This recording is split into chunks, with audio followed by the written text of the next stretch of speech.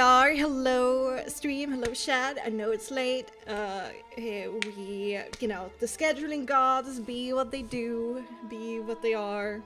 They took Cookie from us. Yes, they did. Bexxy, your hair is so pretty. Oh, thank you. I've cut it off again and permed it. And earlier today, I had a spa moment. I was 1.5 hours in the shower.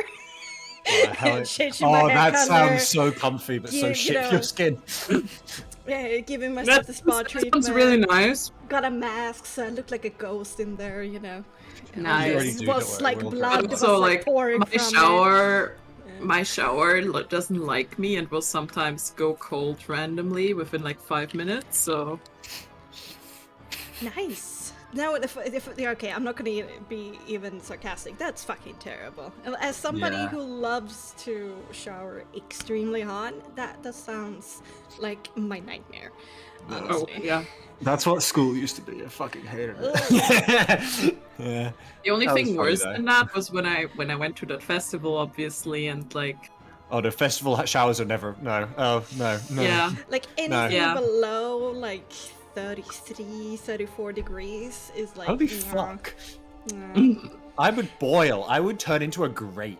My sweet spot is like 39, 40. I don't know what temperature I shower, like but I know I have been accused by my family when I was still living at home of turning the bathroom into a sauna. Oh yeah, Adrian, it is do you have a steaming. favorite temperature? Do I have a favorite temperature? Do you have a favorite temperature in the shower now? We gotta know. Yeah. It is scalding hot. You all fucking scare me.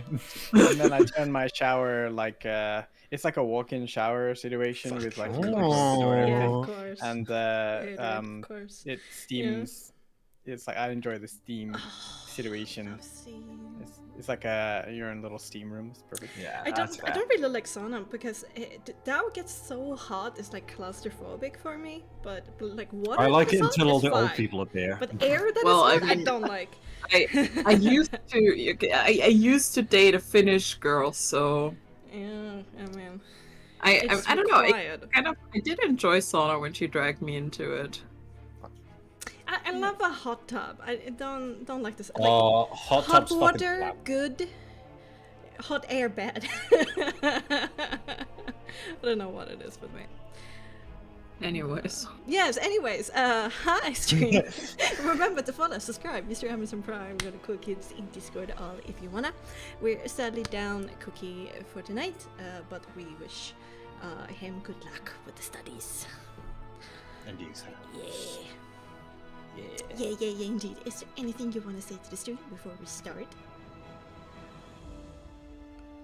Enjoy the show. You're cool. You're so sweet. We love you all. Yeah. All right. Then, where we're heading? The trader card. To the trader!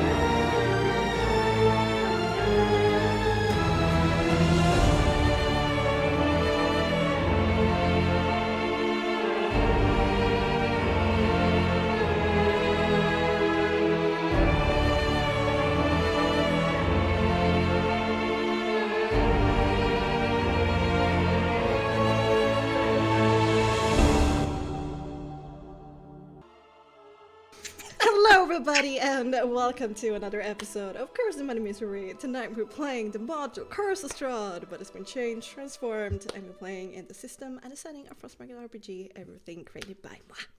There's a content warning for tonight of bad language, heavy topics, gothic horror, and perhaps a gore. We shall see.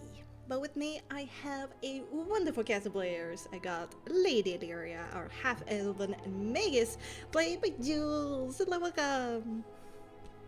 Hi. I'm definitely not secretly stuffing my face with ice cream. Hello. Don't ask Love me. that. Love that.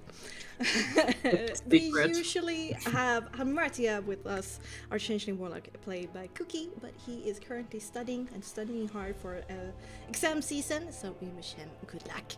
But next, we have Nyx of the Vistani, our tiefling warlock. Bard, sorry. God, these things. I don't have it on the screen anymore. Our tiefling Bard, played by Adriano. I am my own goddamn patron. You do have UA, levels, so... Okay, so I'm not completely in the red. And certainly not least, Sir Jibgaz, our undead paladin, played by Weewoo. Hello, welcome. Hi. No. Your name makes me think of like a siren, so that's why I go Weewoo. I've been renamed to ambulance noises before. Yeah. As you should be. As you should be. Walking disaster. Exactly, you get it. Me. I claim the title of Walking Disaster. That might be why the sirens are in the shed. But speaking of which, what happened last time? Give me 1 second, I actually closed it 20, I'm just rebooting it.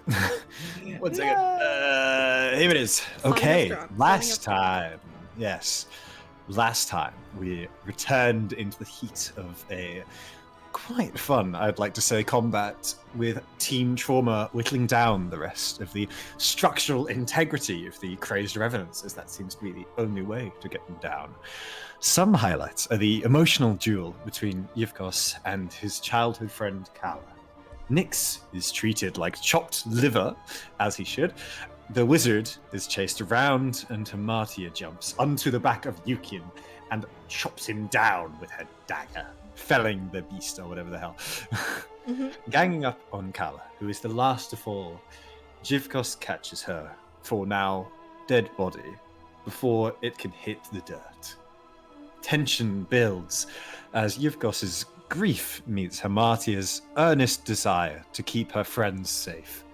To resolve it, Yevkos is left in peace with Illyria guarding him, whilst the rest of the party investigates the revenant condition and works on slowing the hunt of Team Trauma down. Towards that end, we scatter the body parts of Lucian, tie up the other bodies. Bury their weapons. Yeah, I got something like that. Bury their weapons, and Nyx asks Irius to fetch something useful from Dragomir's amazing grab bag. Yeah. Sadly, it doesn't help. But Irius wonders if he is feeling lucky, punk.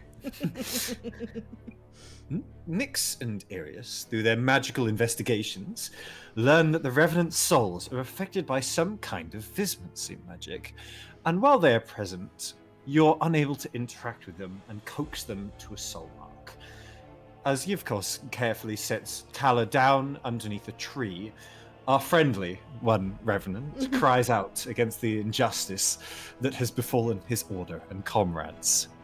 Naturally, questions are directed to him, and Yevkos explains his relationship with Kala, the purpose of the knighthoods, and they are to keep Strahd suffering in his imprisonment. Therefore, they hunt down anyone deemed a threat. It will take about a day or so for them to rise again, at least. And while they are unable to enter certain territories, so if Team Trauma makes it to the village, hopefully we'll be safe from them. I was going to say safe for a while. Never here. From that threat. From that threat. One of the... How many shit lists are we on? What do you mean? We have absolutely no enemies in Barovia whatsoever. Yeah, Bombastic side eye. Pushing ahead, okay. True usage, I say. Pushing ahead, we go into the fertile bowl of Eastern Barovia. On the way, Hamartia apologizes to Yivkos, and Nyx attunes to the heart of the Weaver, soon coming upon a mill and bridge hamlet that marks the western edge of the greater village, and Yivkos uses the Hat of Disguise to conjure the illusion of his past self. A fluffy Highland Minotaur with shining steel armor. Very cuddleable. Cuddleable? Very Cuddleable, whatever. Ignoring the gaunt. He's floofy and friend-shaped. He is. He's fucking massive.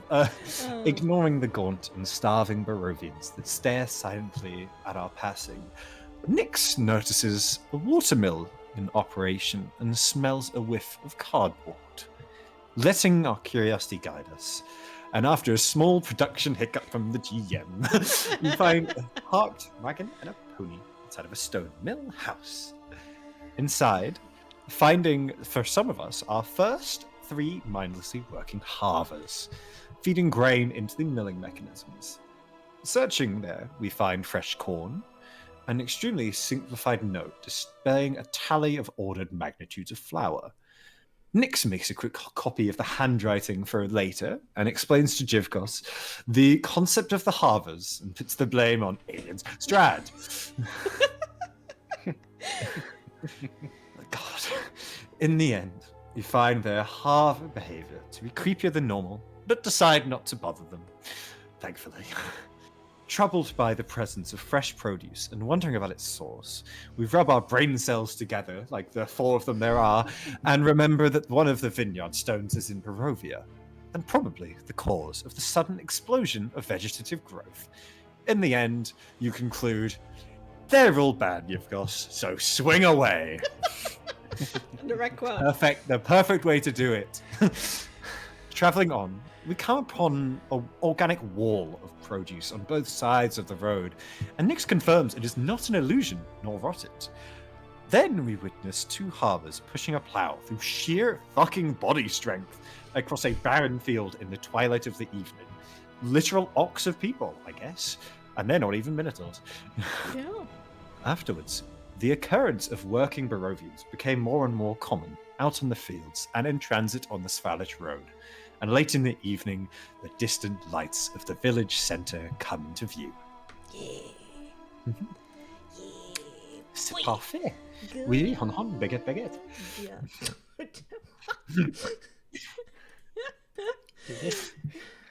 Oui, oui. Oui, me. Oh, monsieur. Jesus Christ, you guys.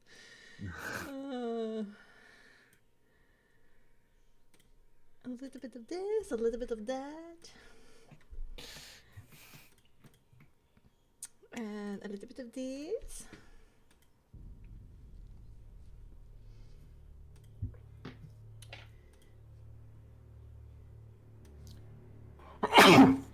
God. Oh, sorry. Prost! No, I don't know. Oh, that's fucking heavy.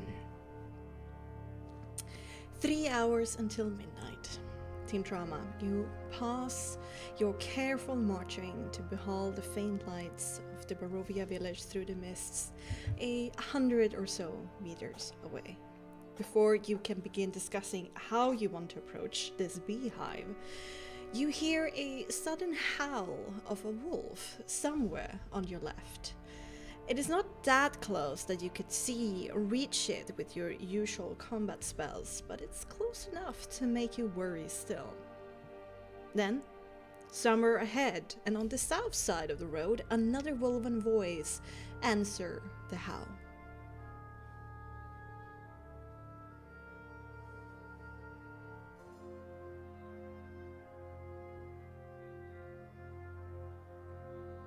We're supposed to hear a howl. No. I'm just waiting for your reaction. Oh, sorry. Oh, Ow! so I thought you were still doing your intro. Yeah, Where's this the time prompt? it's short. This time it's short. Team trauma. What would you like to do?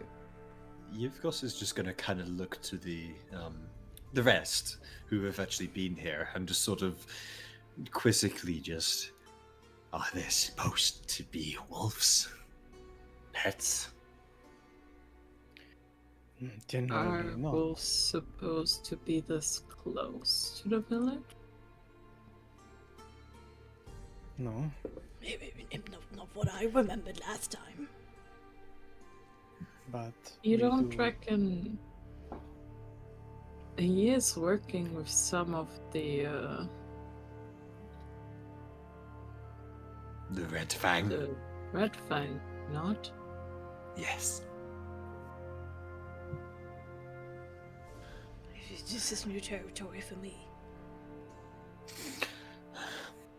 Shall we just continue on with caution? as usual. I'd We knew say that so. there would be wolves here. After all, it seems to be where the brave new world is being created. I want to, I guess, inform you, well, like, whilst I know this place, or knew this place very well, things change quickly, it seems, in Barovia. May not be aware of everything. But I will know the general layout of the village, at least to duck into, things like that. But as for why wolves are here, I can only imagine the worst. Then let us travel on. Just a couple of steps later, a sharp sound of a bell starts to ring all around you. Arius immediately stops, and the voice is loud but short, and he furrows his brow and immediately goes, I think we just triggered an alarm spell.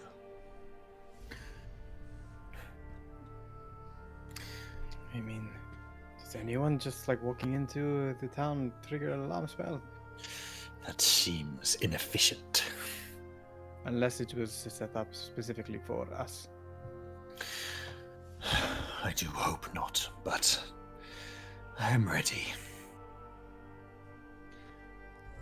There Perhaps- is a rustling of grass, and stepping out from two hiding spots on both sides of the road, one behind a broken down wagon, the other one kind of just rising from very high grass, are three creatures.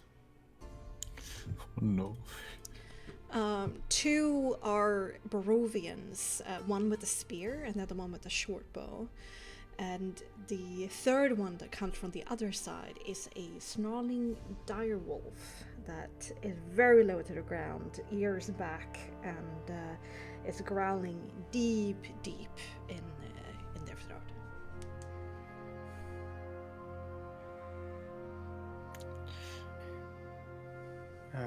Nix will like step forward and say, "What? Not allowed to visit the place that I grew up in? What's the deal?" The two Barovians take like a good look at the whole party. There is no expression in either of their faces. It's just blank, just taking in all of the details. Then the guy with the short bow, actually a girl, just turn on her heel and starts running towards the village. Is that a good thing? I'm not exactly Perhaps. sure, but there's a question here. We have to make a quick decision about whether or not we wish to have our presence known beforehand, or that we walk in unknown. The alarm spell kind of gives us away anyway. I think it's too late for that now. I do not wish to have an entire village up in arms against us, so let us not attempt to fight as well. Very well. Then I will walk towards the... I'll keep on walking down the path. All right. The sound of like the growling of the direwolf wolf kind of like drops an octave and increases in volume, but it's not like it steps into the path to be in your way, but is definitely doing its best to look extremely intimidating. The Barovian, on the other hand, a middle-aged looking guy with a spear, kind of takes one step onto the road, not directly in your path, but is on his way to be, and he holds out a hand towards you and kind of slurs out this, "Stay there." Nyx gives him a high five and continues walking and looks towards the wolf, and he's going to use his ring to make his eyes glow red just like the wolf, and show his teeth a little bit to show His little he fangs. is not afraid. His small teethies.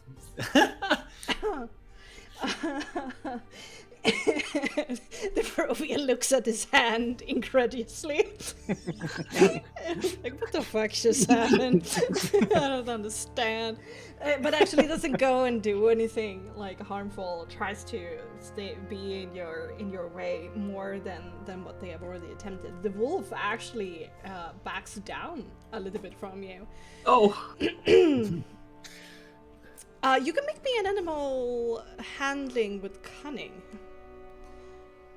Can I? You can. Okay, I will try. Animal Yeah. handling with cunning, you say. Animal handling. Oi! Would it be with, okay, with the ring, Oh. it gets +1 to intimidation rolls. He's So already add a- reacted to that. This is something else. Oh, It's not something else. something Okay. more. Oh, I'm gonna get a puppy? Oh, gonna get a pupper. Oh, Jagger boys. Oh.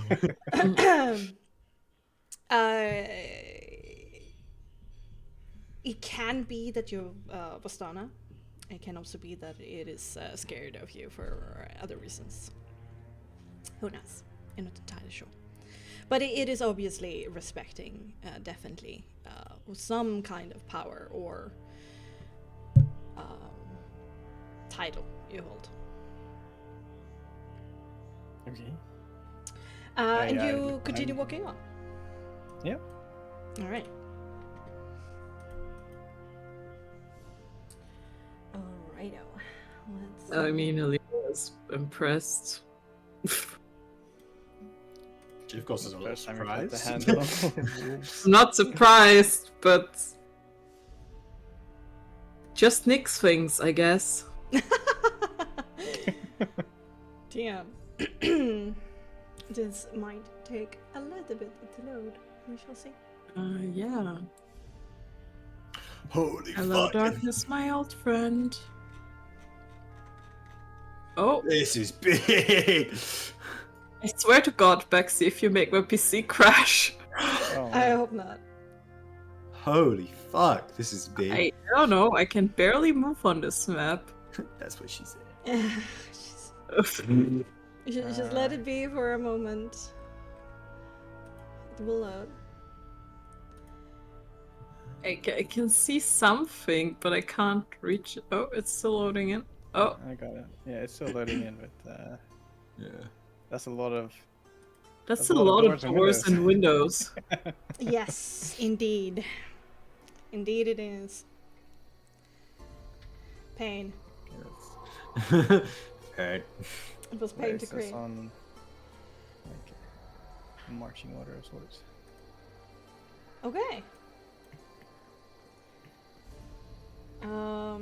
You're slightly further back, and you have left this dire wolf back here, far behind you. And it's just like token of where you have gone, where you've been. Where did you come from? Where did you go? And that is the final approach to the village proper.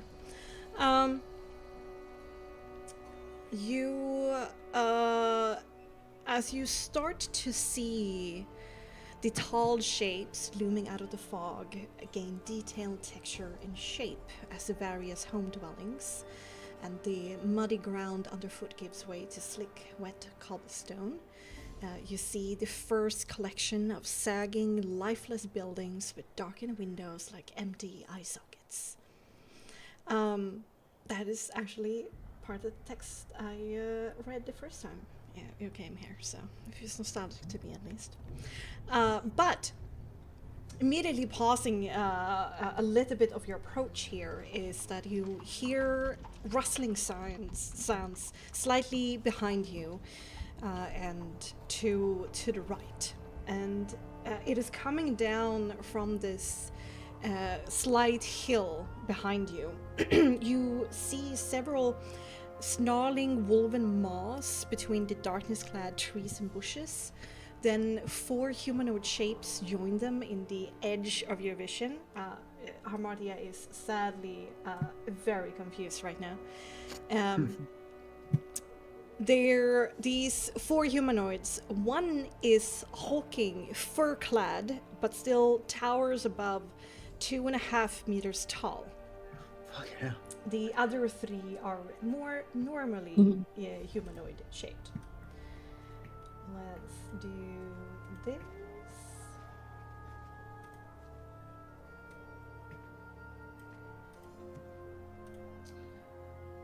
And kinda in the helm of it, you see the wizened face of Skinnis. That you remember from the werewolf cave. And he has a slightly disturbed and calculating gaze. The other 2 that you can see the faces of, you also remember from the cave. You don't recognize exactly who the one in werewolf form is. And immediately Skinnis calls out when he sees you. So, we meet again, Vampire Lord.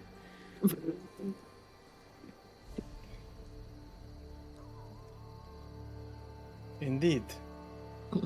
Although our last meeting seemed to be, at least in colder climates, curious that you find yourselves here. It's not like we had many good choices left. Especially, and I got to say a heartfelt thank you for that champagne. The taste was to die for. Indeed. So, are you settled in?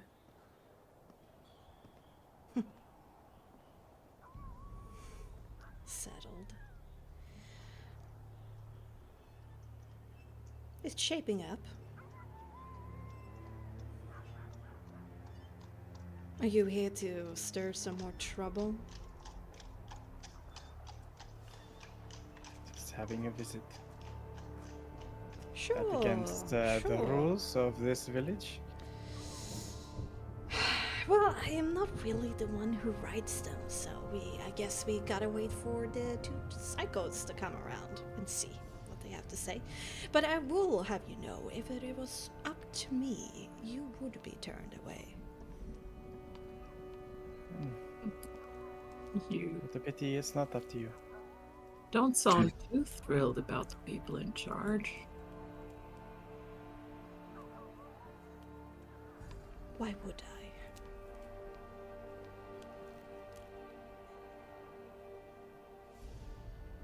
I'm not really meant to. I retired from this, and here I am. 2 alphas gone. I guess we So who's... have to play the last cards we have.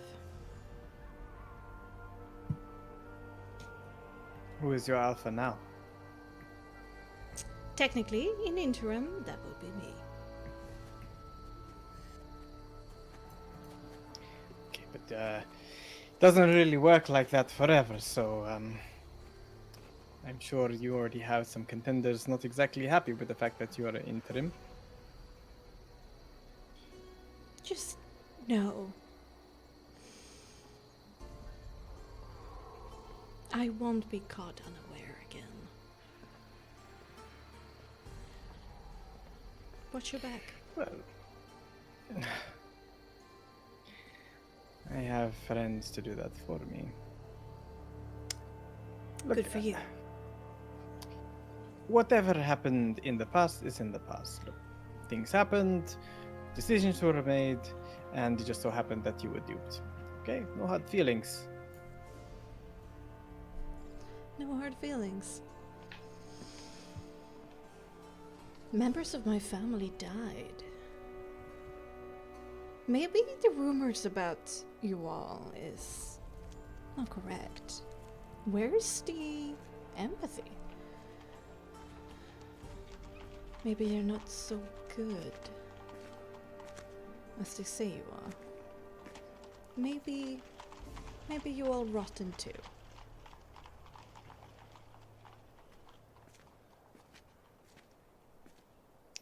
Maybe. But we are free, and not under the heel of a tyrant.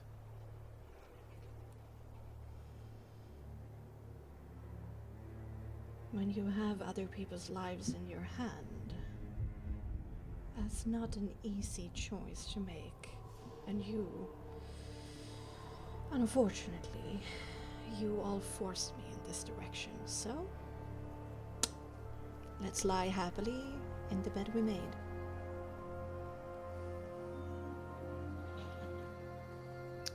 Don't suppose you've seen Zuleika recently? No, she is still on the run from the stunt she pulled. She hasn't dead returned. And I wonder if she's still alive. Ah, see, yet another one of my family members. I have you to thank for, well, questionably being alive or dead. One could argue the fact that you failed to keep your family safe. It's your failure. Anyway, we're not here for I don't you. think this will get us anywhere. Indeed. We have other matters to attend to. So, good to see you. Tata. Lyria does seem a little bit bothered by the Scan is situation. only one side of Scanner's mouth kind of curls up, and he waves slightly girly back to all of you and says, "Toodaloo, indeed." What does that mean? Goodbye with flair, you who I do not know. Of course. Just answering in kind. Well, I think they are prepared for you, so just continue down the thoroughfare and they should be waiting. I will be here, behind, watching.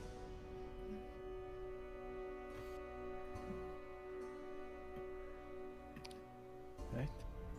Let's go, guys. Let's go. She, of course, will sort of have his sight linger on each of them for a moment longer, but bring up the rear.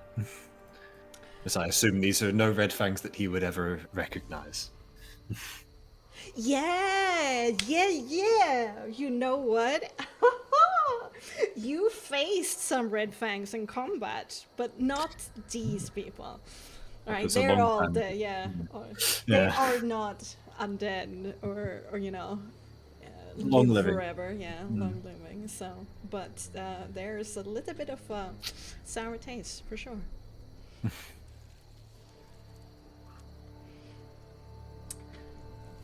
All right.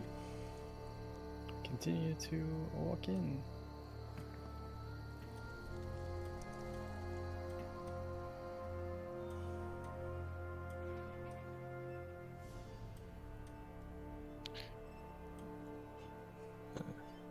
Which direction are we walking? That way. Are Okay. you moving on the map? Okay, yeah, just, I guess it will get better and better. As you know. I suppose To- Nyx is looking for change. Obviously, we have our own objectives to hunt down. Well, to first find Kantamir, and also That's stuck. I'm so happy. the I can't even remember how his name's actually pronounced. Kantamir. Can't. Kantamir. Not can't. Thieves can't. What's the difference, really? Slight difference. Kantamir is all I hear now. I'm sorry. Just like Valaki, everyone but Jibkos recognize and Nereus and remember the rough layout and sad character of the village. But here and there are small signs and steps taken towards improvement. It is pitiful in comparison to what Valaki managed to accomplish in these short weeks. But yet there are signs of home repair and increased trade, as wagons, wheelbarrows, crates, barrels can sometimes be seen around the homesteads.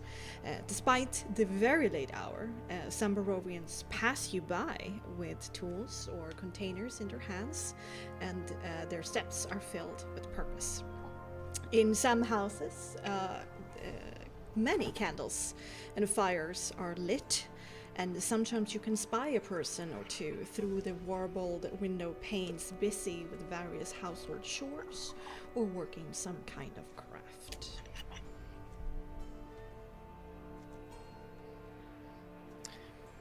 Okay. Is there anything? It's like Nyx is looking around for change. I know it's dark, but is there any sort of significant change to the village compared to when we last left it? It was just that these small signs of like trying to improve things here can be spotted. There's just the presence of Halvar seems more permeated all around. Since most people that pass you by is just motionless and is a little bit frightening. Oh, sorry. Yes, thank you. Where's Nyx going? That is the main street he is going down. It's slightly tight, but it goes through the village center. Oh, people in the damn. distance. Oh, no. Oh, no. I'm not sitting around the corner yet. Give me a Yeah. second. I'm waiting for the others to move up because Jivkos is taking up the rear. I can see through one of the buildings, and I don't like what I'm seeing. I don't like the amount of people that I can see just in front. Iris and Marty are going to move up as well. Yes. They're with you and might just be lagging a little bit behind of moving them. Yeah, fair enough. No. Shall I move you? Okay, there you go.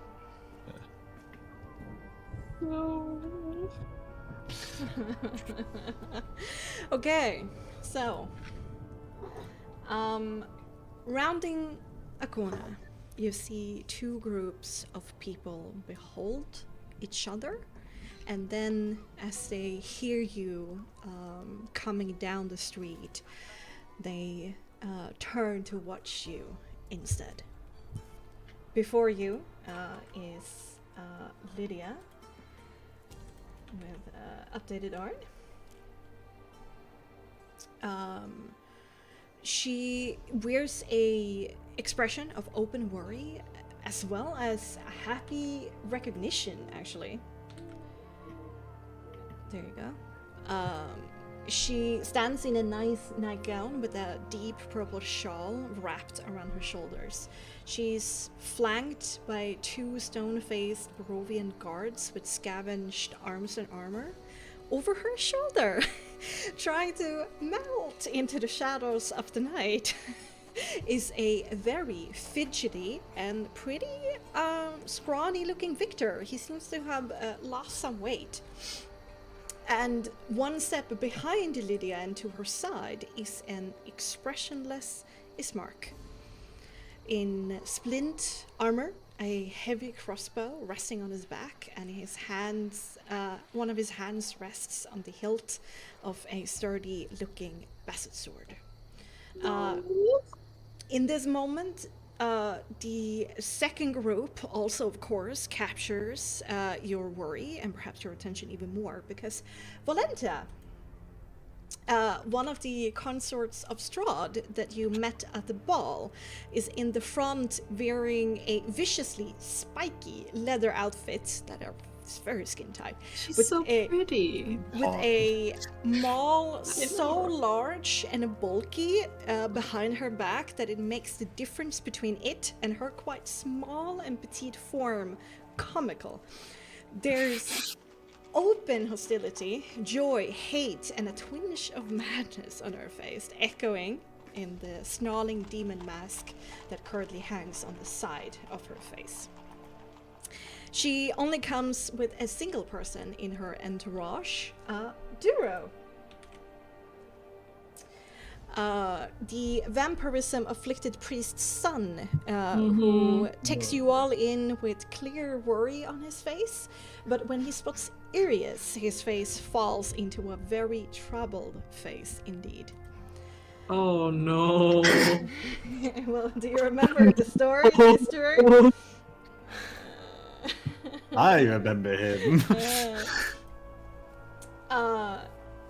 But next, who reacts to the group, do you hear a sudden audible gasp that reveals a squatting platinum and blonde archer on top a rooftop ahead and to your left.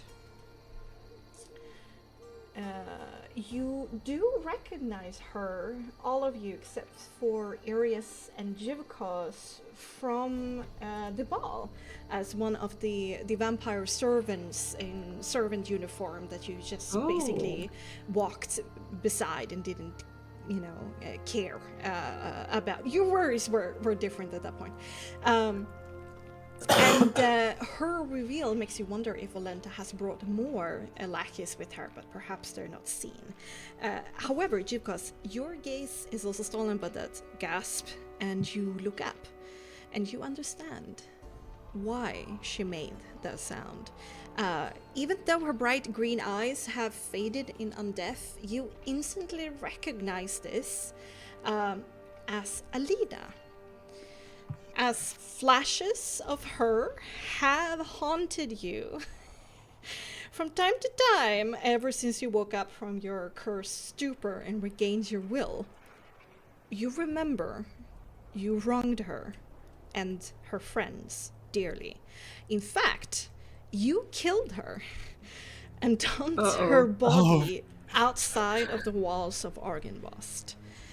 She is perhaps the one hero, adventurer that you remember the most because you know her name and you had history with her in your undeath, as one of the heroes that you snuffed out and you killed, and you wronged as a revenant. Clearly, she didn't rot where you dumped her, and agony is clear on her face as she regards you with open despair and fear, and she seems a little bit paralyzed. It's clear, between suspicious members of the remains of the Red Fang behind you, the strangely calm Barovian guards around the worried-looking Lydia, including his Marc, the fearful archer on the rooftop, the troubled-looking Duro locking eyes with Arius, who in kind is equally troubled, the angry Volenta, and Victor trying to make everybody forget about him, that this moment is tension itself.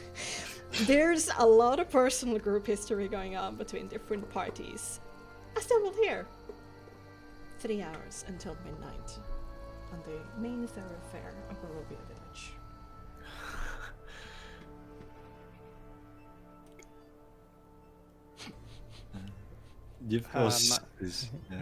Sorry, you go. Nix was just like see his Marc. I guess through windows. I mean, well, I don't know if actually does Nick see Ismark through the windows? Given glass is not exactly the most clear. Yeah. They kind of step out a little bit more here, so you can see them. Victor takes a step back. We've not forgotten about you, you little shit. Get back here. You're getting what's coming to you. Volenta is kind of forced to react in this very heavy pause. And she glances up at her vampiric minion on the roof, a clear disdain and disappointment, but she quickly darts her eyes back to Illyria. Well, isn't it our lucky day? The pretty princess have decided to grace us with their also ever charming presence. How can I halt all my very important duties, as well as sacrifice my personal time to go out of my way to accommodate the illustrious and untouchable lady of the angelic feathers and such? It isn't one of the second choices. Second. Miss Volenta, my lady, let's try to be more cordial to Lady Illyria, please. Says Lydia, calls out with her hand outstretched to try and like catch Volenta before she just like explode out of space. There's fear dripping through her every word.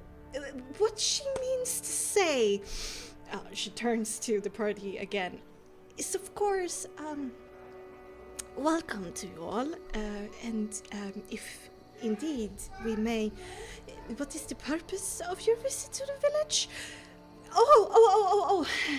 I almost forgot. Silly me. You must be surprised to see me here. Well, truth to be told, I was terrified of any misguided retaliation coming my way from my fellow Valachians that I, quite shamefully to say really, escaped. The town of Valaki, it was terribly impolite and rude of me, I realize, but I truly was and still terrified. I needed to leave quickly. Thankfully, I managed to find my son safe here at the village, and the very kind Barovians here welcomed me, and after they realized my expertise stewarding already a community, they were also kind enough to give me the title of burgomistress. So it is my mission to repay their kindness with my duty, so hope that clears everything up, and indeed with my official position and all of that. How can we help you today, Lady Fenimore? We are simply here for a visit. I hope that is all right with you. Illyria kind of like occasionally her gaze kind of like drifts over to Ismark and then immediately away. He doesn't look back at you. His kind of eyes are like defocused, and he's like staring out into the open space that is between the two groups. as if he's like looking for any sign of movement or danger, so he doesn't like focus his gaze anywhere. He just keeps ready for Yeah. anything. But he hasn't looked your way. There's nothing on his face other than just calm duty. Is it possible to understand if he's doing that on purpose, or if this is truly like him not basically I'm trying to ascertain whether or not he's trying to put on a face to like not draw attention to himself because he knows who we are and because, you know, he has the recognition, or is it completely like glassed over, like he's not Cover. having any signs, like has he been like memory wiped kind of situation? Make me an empathy composure. I'll just say that Yukos is just kind of staring at Alina. And thankfully, in his alive-looking form, there is a lot more emotion able to be conveyed, and he actually looks quite sad. Understandable. Arius is mirroring you, staring at his own mistakes in the face. It's a lot going on here at the same time. For now, you're not sure. You might need to, you know, be closer to Ismark and absorb him closer and talk to him, right? To really get some kind of, hopefully, reaction out of him. But for now, it's so tense. There's so many people here. It's too far away. It's too dark. You don't know. Okay, I'll let Illyria finish.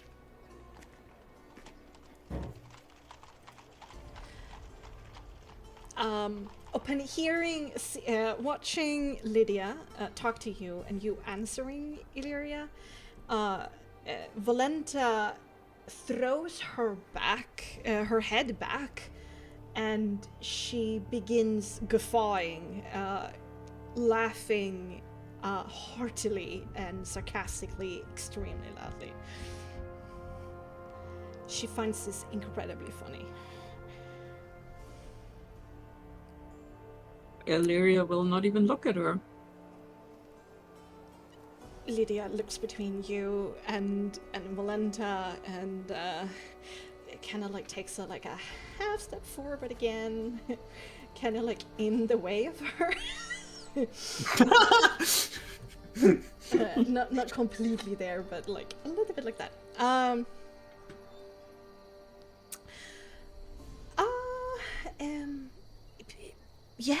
Yes, of course. How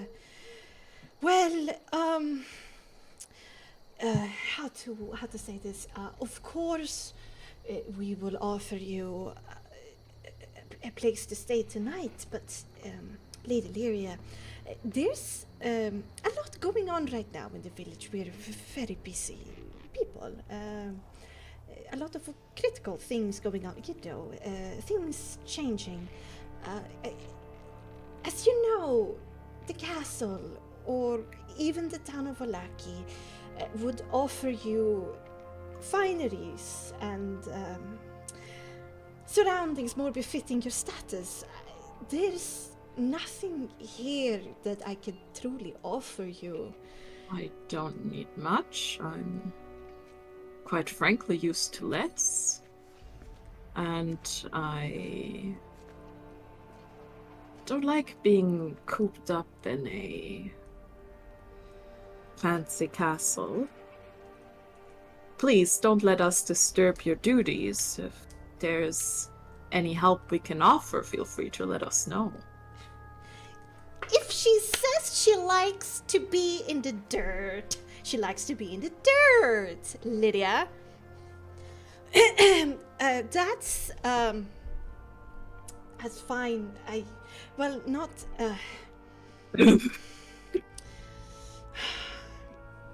really, this is not really a good time, and I'm so sorry for that, Lady Furthermore.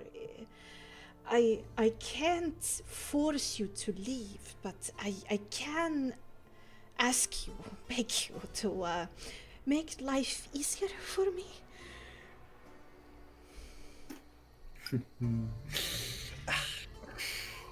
Well, I simply wanted to see one of the first places I saw in Barovia, but we won't be a bother for long, I promise. Okay. Of course, you're allowed to take a look around, and I'm sure this place will bore you in no time.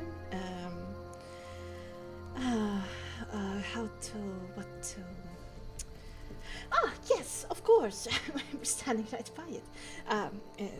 She ruffles through this little satchel that she had underneath the big oversized shawl over her shoulder and behind, and she fishes out like a big iron key. The house just to the left of you was prepared, cleared out. We're not done furnishing it. Really sorry, we didn't know. Minister Florin from Vallaki is supposed to arrive in, I think, a week or so. So we're preparing it for him. But in the meantime, yes, use it. It's the best I have to offer, really. I'm sorry. Please, we are the ones who arrived unannounced. Good, you understand me. If I may ask, by the way, if you just arrived, ever since Lady Wachter took over Vallaki, I've been pleasantly surprised, and I've been in contact with her, and we're starting a very fruitful trading relationship between our different two towns. And you see, she promised to send me a few workers my way that was supposed to help the village of Barovia get back on its feet. They were supposed to travel down the Swallish Road and arrive yesterday or the day before that.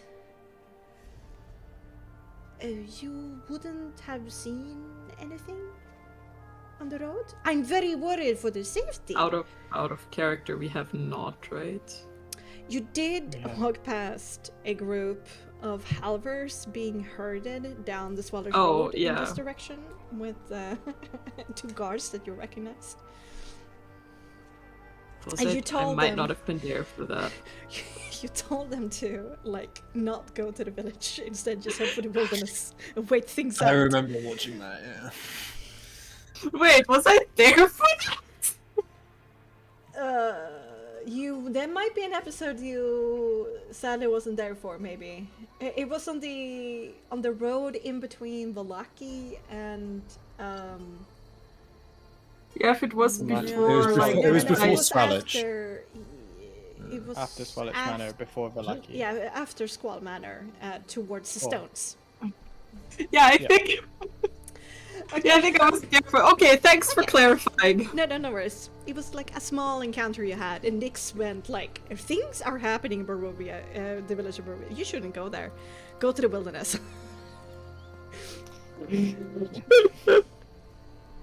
Haven't seen them. I'm afraid not, no. That's a shame. We might need to send out search parties. Things have improved in the valley, considering safety and such, but it's still dangerous out there. I'm so very concerned. I just pray to the morning Lord nothing has happened.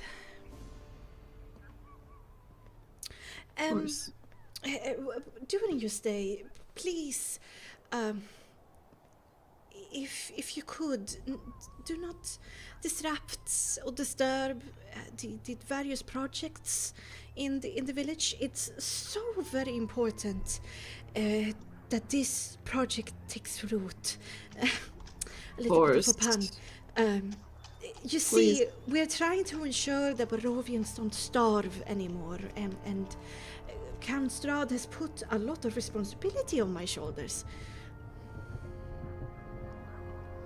Of course he has. I mean, it seems to be going rather well by the crop that we've been seeing.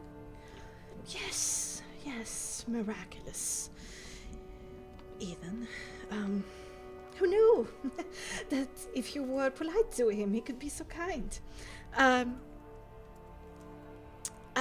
Yes, also, the other project, the strange organization of the Red Fang that I just met a couple of days ago, we're building a fort for them in the southwestern corner of the village, and that's also a high priority project that needs to go on We schedule. heard about that.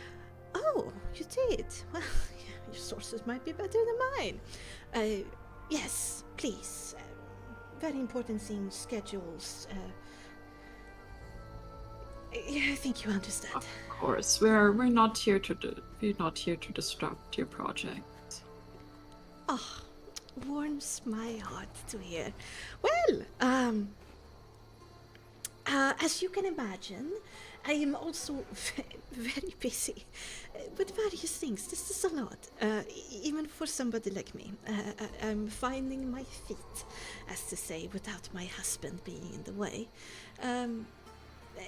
I've of course taken up Will you make residence sure in of the. that? Somebody had to do it.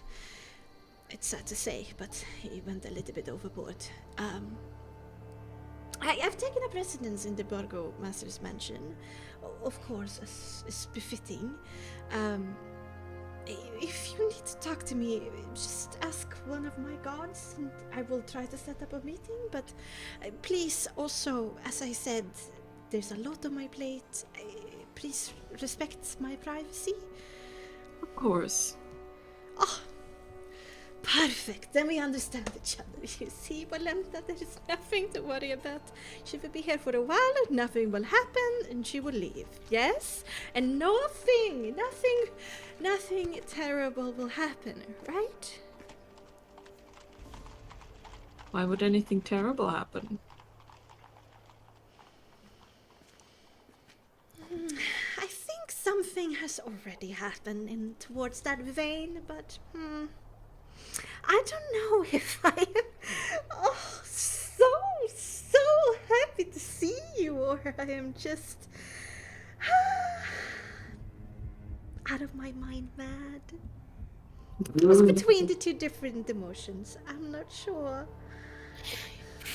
It will be fascinating having you around, that's for sure.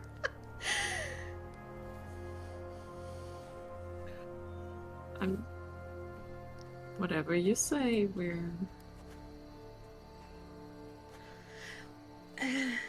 we're just looking to stay for a bit. Right, of course. Yes. Nick steps forward and says, actually, Lady Lydia, I'm wondering if you know of where we could find an old friend. He's a simple-minded chap, but the last time I saw him, I promised to bring him a toy, and I very much like to give it to him. He goes by the name of Periwinkle. I saw he was under the employ of Cantimir, and Nix will bring out from his bag the stuffed unicorn.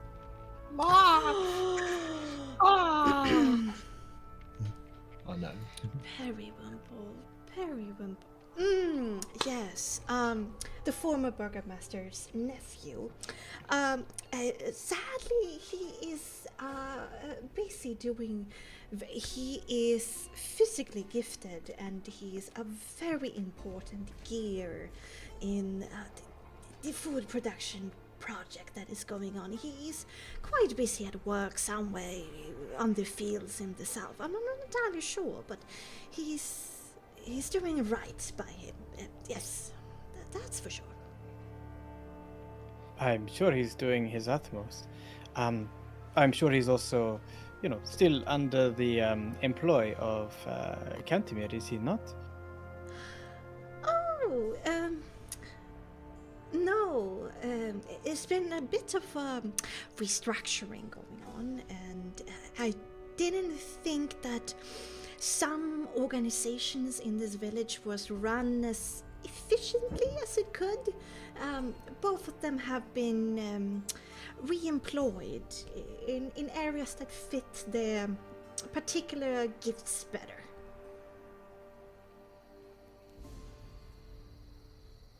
Surely he has to sleep at some point, right? I mean, I'm just trying to give an old friend a gift. I think he has relocated to some kind of home. It is an hour, perhaps, in the southern fields. I'm not entirely sure, but I can find out if that is what you wish.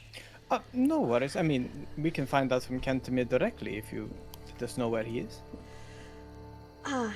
Well, yes. It's quite funny. The people of the village of Barovia has been so welcoming and kind to me that when I and Cantemir had a very heart-to-heart conversation and we brought out our vulnerabilities to each other and we put the cards on the table, we both realized amicably that I would be a better fit to run this village. And he was so impressed by my capabilities that he has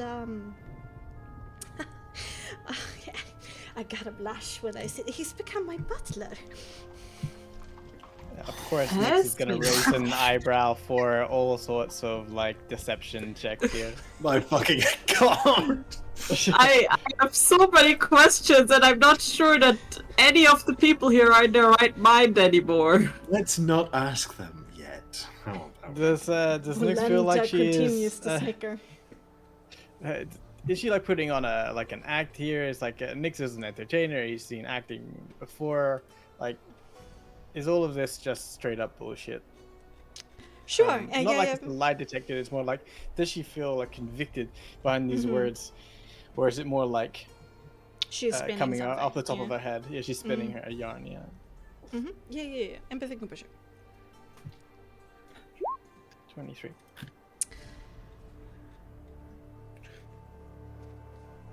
Damn. Fucking hell.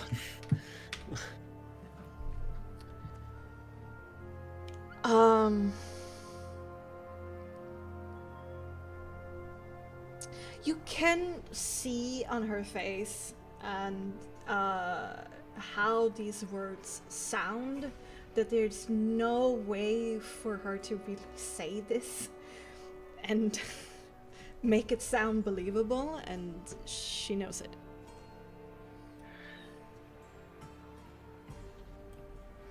Nix goes, right, sure. As I said, very, very, very kind. Our lives can change. I guess if we set up a meeting at some point at Burgomaster's mansion, but you may also be off in the morning on some other kind of adventure. Ever heard things? He will be there and answer any questions if that's what you wish. Oh yes. The key is Marc, if you please. Is Marc kind of? Why is Marc? Wakes up a little bit from his stupor, goes up, takes the key, walks over to you. Illyria Yes, will take the key and kind of like very, as he hands it over, does for just a moment kind of like meet his eyes, kind of like trying to see if there's anything there, because she is she seems almost terrified.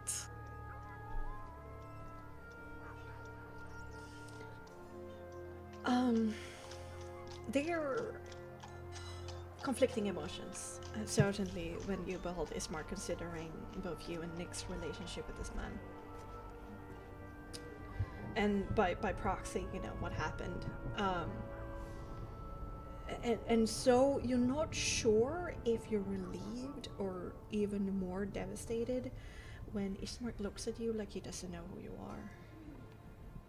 Or there's not necessarily like a look of curiosity, like you're a stranger and he's trying to be polite. It's just he he's acting like the most halber you've ever met.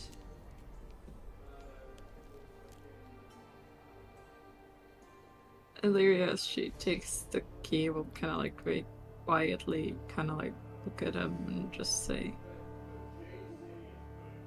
Ismar, can we talk?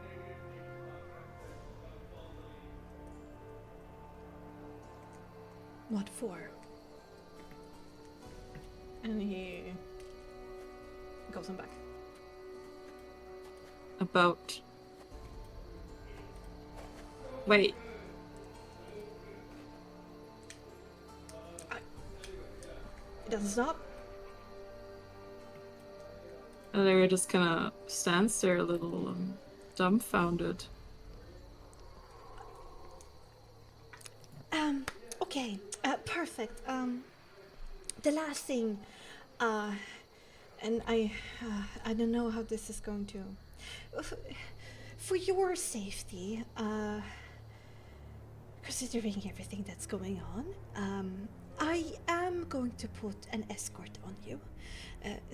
Two of my guards will be with you, and I think Red Fang, Scannis, if you may assist.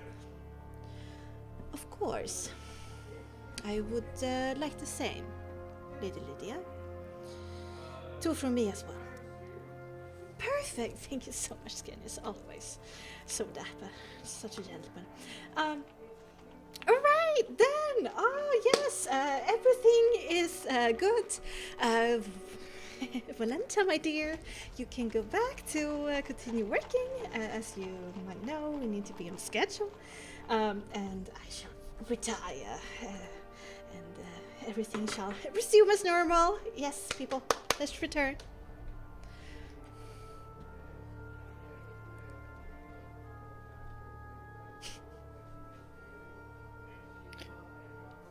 When Ismark was close, did it look like he had anything on him, or like, I don't know, a wound on his neck or something?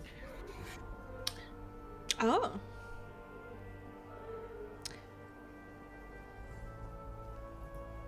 I will allow you to make a perception intelligence or a medicine intelligence choice.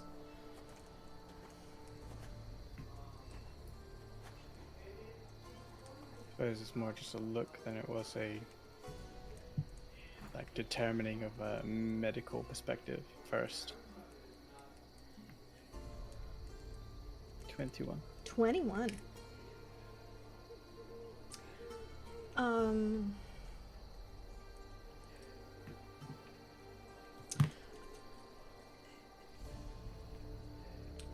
No, like overt kind of wound here. He didn't look troubled. His face, was very even. There is a little bit of dried blood in his earlobe.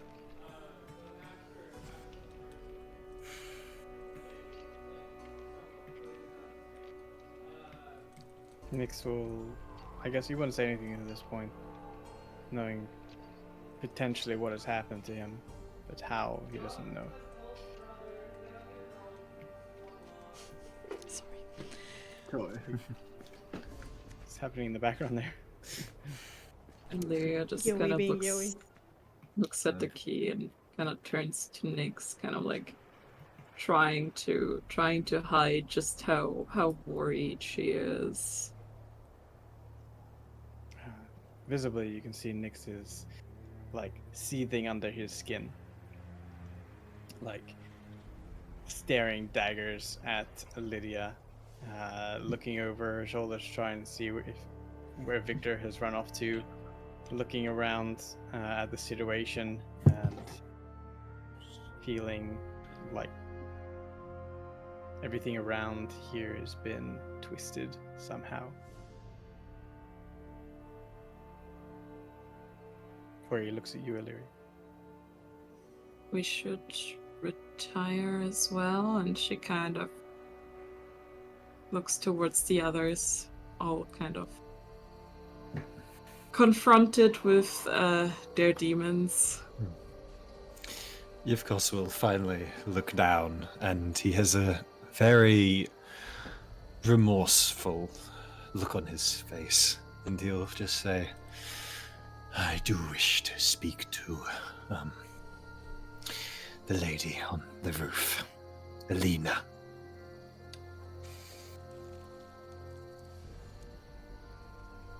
The fluffy minotaur said what? I was not meaning to direct that at you, but I might as well now. Well, she is my attendant.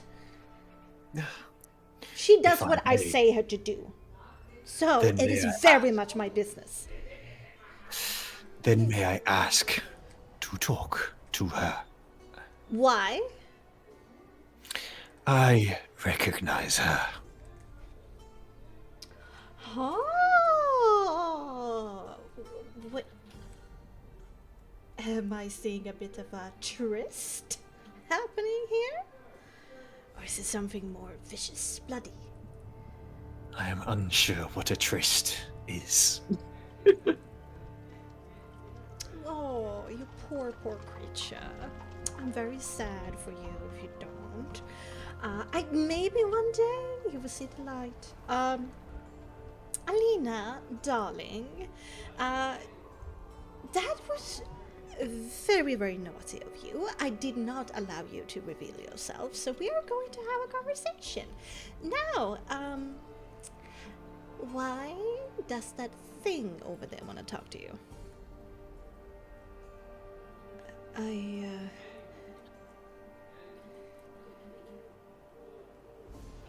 Speak. I told you to tell me, so speak. Lady Volenta, we do have a history. I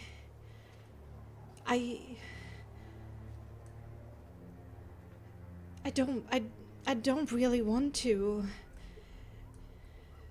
I don't want to talk to him, actually. Huh? You're scared. The big, bad vampire spawn is scared? Huh. You are something else, then. Mr. Cow? Wait, I do recognize. You do have one of those looks. Yeah, that's the pendant. What? Why are you walking around and speaking? Why are you even here? You should be like, I don't know, decoration? Do you wish for me to answer that? I might, actually. I do enjoy a tussle. Then I would ask for a trade of information. For then me to be able to speak to her. I don't negotiate.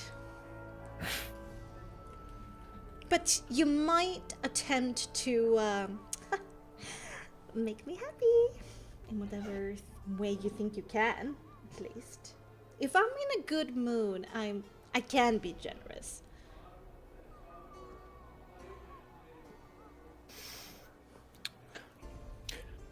I am indeed a knight of the Order of the Silver Dragon.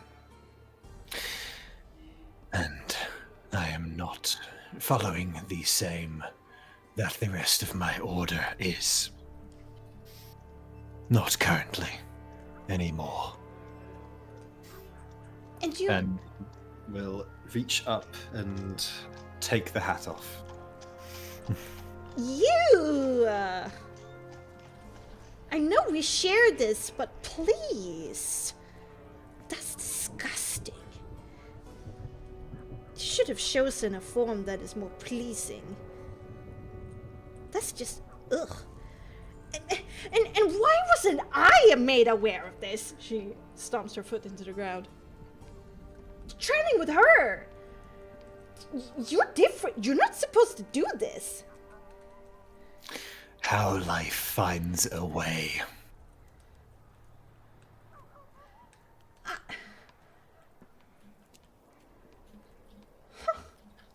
Well, I won't be bored. I was starting to see that at least. I thought this place would suck, but now it sucks in a different way.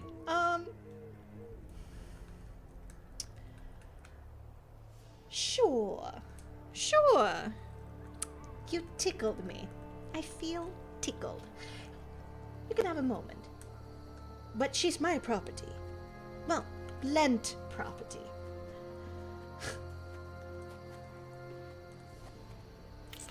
He'll just nod, but not an acknowledgement of her being her property, just in the accepting of her. Illyria does probably make a visible face at that. He's holding himself back from doing that. Lady Valenta, this is... Shut up, Alina. Why? Grow a spine. What's so scary about this? I was amused, and therefore you are going to talk to the cow, okay? Get with it. You can do this. Come on. Aren't you like a strong, independent female? Alright? That's right to have fun, okay? You get to be outside of the castle. Enjoy it. Okay. Anyway. It's been fun. It's been illuminating.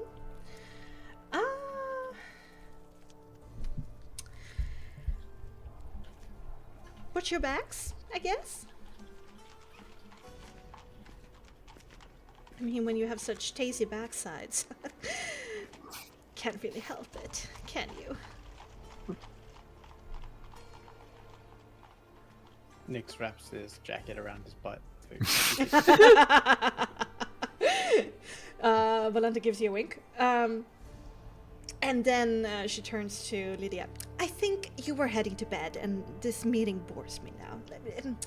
Leave, everybody. Get back to it, as Lydia said. Diru, Lena, join us later. And the rest of all of you, let's return to me watching you build stuff. Woohoo! Oh damn! Oh my god! I hate her so much with every fiber of my being. And you made her hot. I mean, honestly, for men, I'm fine.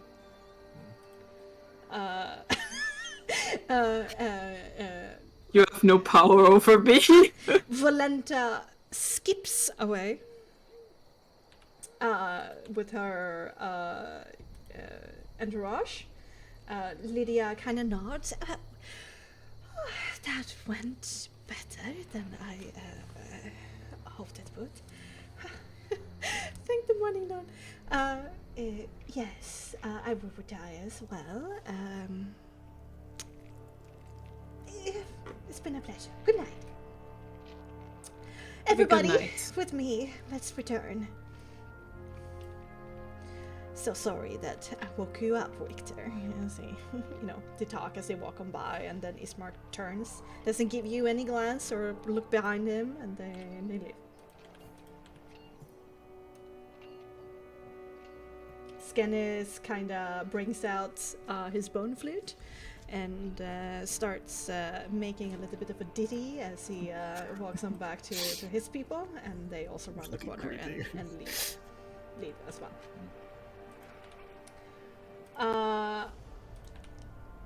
Alina up there on the roof kind of looks like she wants to melt into the building material itself.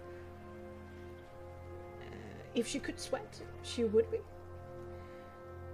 And looking at Valenta as she leaves, she looks back at you, and for the first time she kind of snarls. What? What do you want? Say it. Let's be done with it. He's going to slip the hat back on, take the other form, and just... I'm sorry. wished to know that you knew that. I remember everything of it, and I was not under my own volition. If it was now, I would most likely have joined you, but how time is cruel.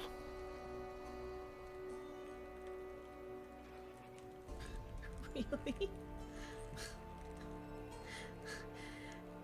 We're all pawns here.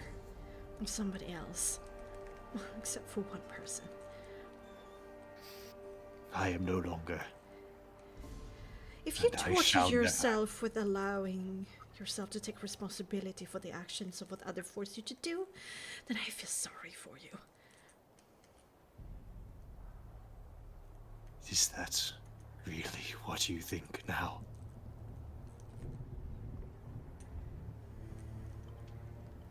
My mind would have broken in several pieces. If I would. So, in a way I pity you then. If you're feeling sorry for me.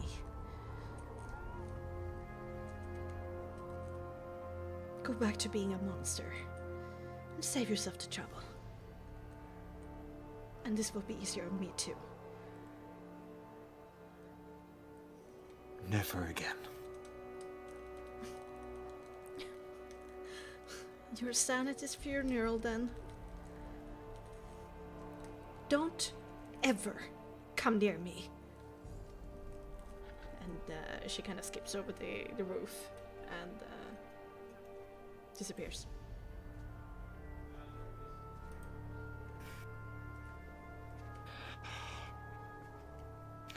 I am sorry you all had to see that. It's okay, are you alright?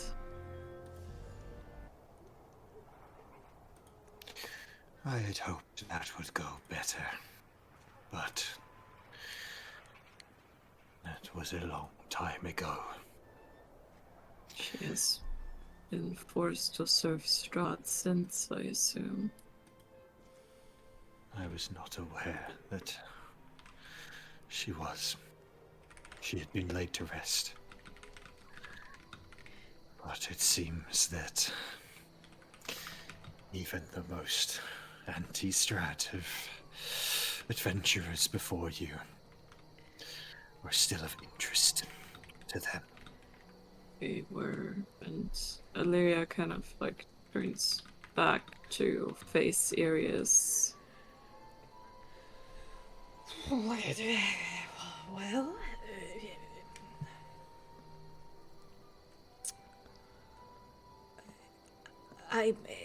that was a lot.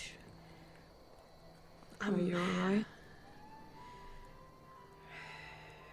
Strangely enough, I am. It was a shock to see him, but I cannot be weak as I once was. There's too many dead friends who I cannot betray. And you helped me so much coming to terms with everything that has happened in that twisted spell of mine. I will be fine, because I have to. I'm sorry to ask, but which of those was your friend? Friend, well, kinda, I felt responsible for him at least. The young man with the curly hair standing beside that crazy vampire. It's surprising to find so much attitude in such a small body, and I mean, look at me.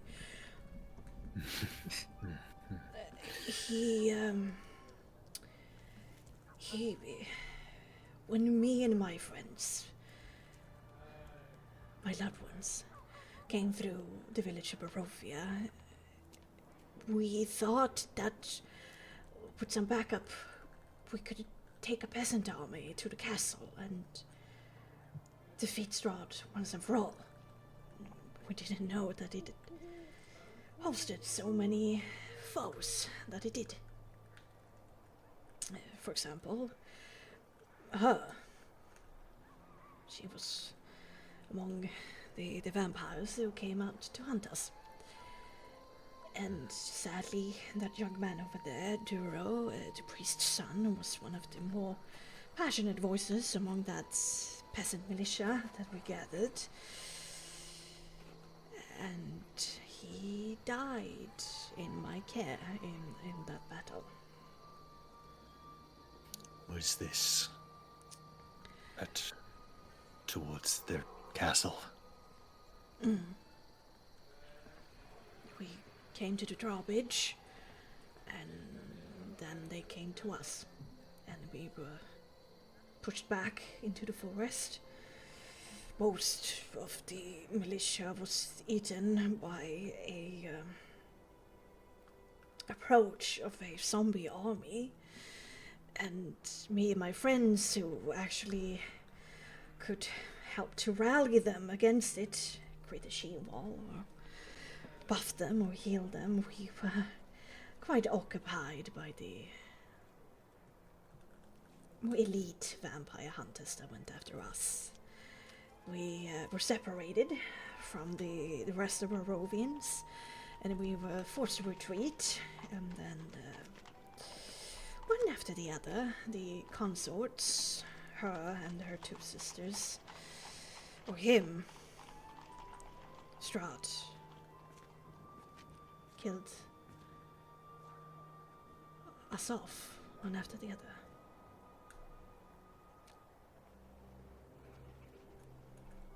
I'm sorry. I think Jivkos recognizes the carnage at the castle there. So I believe they arrived to that after it. Yeah. You remember you went with Vladimir.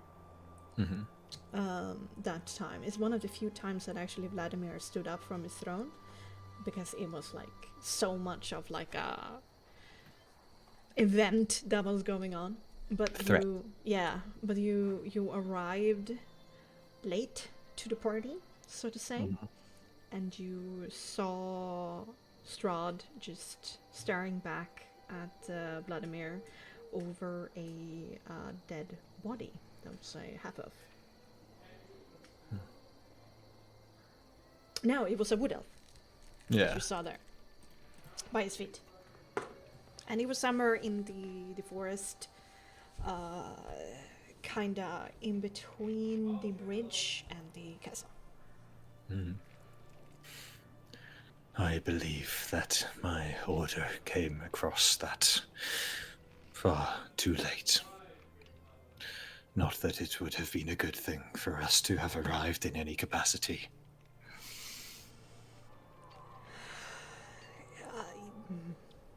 We were doomed, more so than I knew at the time, it seems. There was no way for us to defeat that, and I'm lucky I'm still here. You are here with a purpose, then? Yes, I am. And I will see it through this time. Or join my friends. Speaking of which, are we going to remain here in the middle of the road, where everybody can overhear us? We have that key, so we might as well continue speaking while making ourselves comfortable. Agreed. I can't say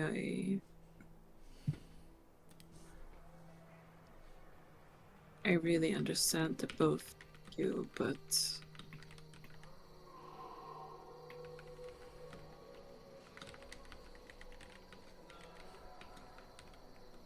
I'm sorry.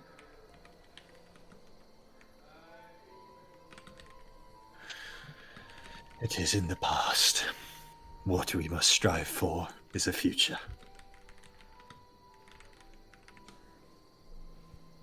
So she was just your enemy back then? Alina. Or, She was most likely the other party that got the furthest. But she spoke far too openly about her and her party's plan to deal with Strahd in front of Vladimir, and we cut her down alongside her comrades in the main room which you have once stood. I see. seem to be taking it quite hard, though, of course. Or maybe that's just your candor. Was she something more to you?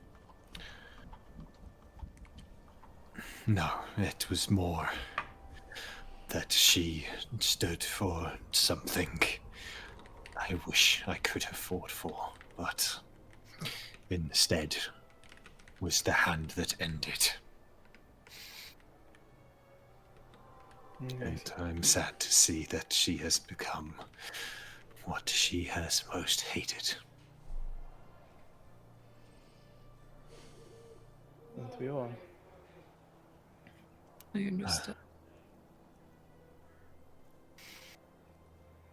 I hope that someday I will gain forgiveness for it, but not today. Let We can us... talk about it a little more. It doesn't sound like it's any of your fault. I don't know why you have to be sorry about it. Be sorry about the situation, sure, but you more have nothing to sorrowful. apologize for. A good person did not need to die, yet they did. More Good remorseful. people often don't need to die, and they die anyways. And Illyria kind of looks at the key and just kind of thinks back to Ismark, to Irina.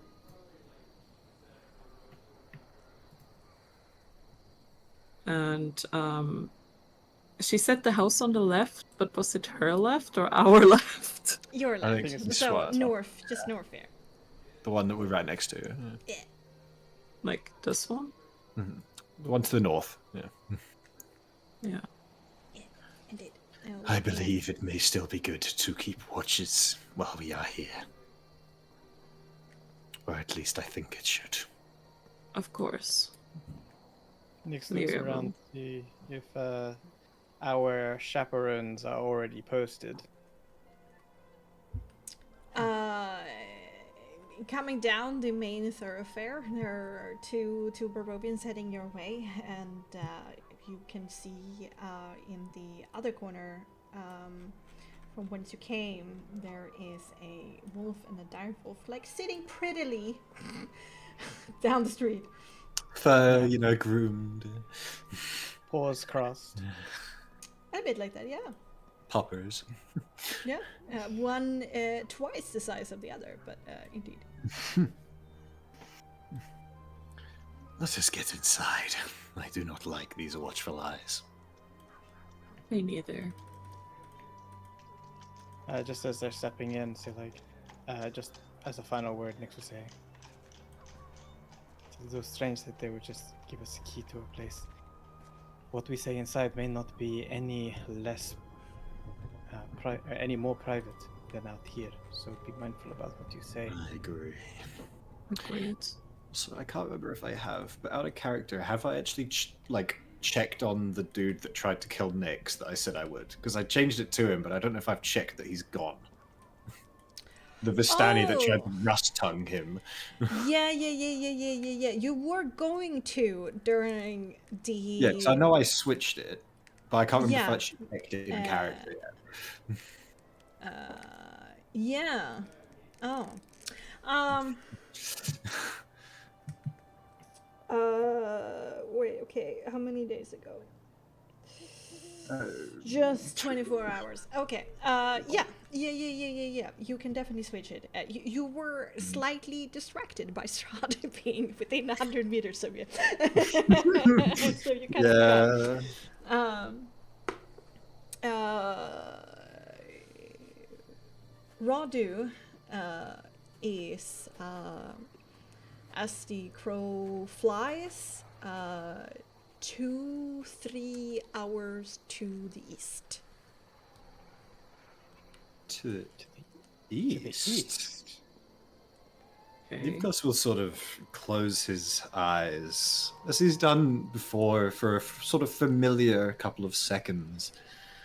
And as he opens them, they seem sort of a bit wider in surprise and suspicion. And he'll just turn down to Nix and you remember the one that I said I would track?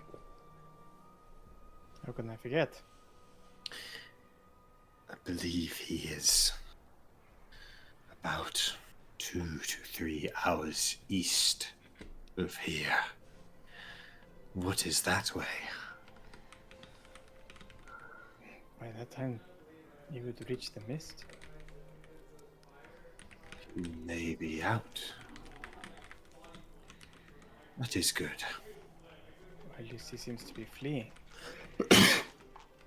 Much better than if he was north.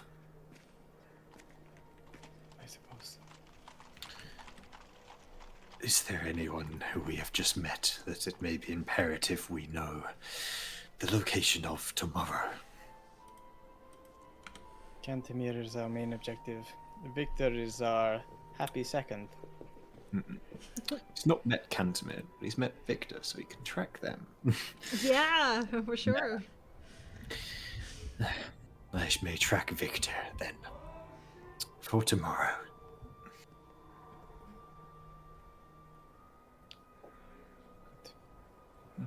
And you remember what he did, right?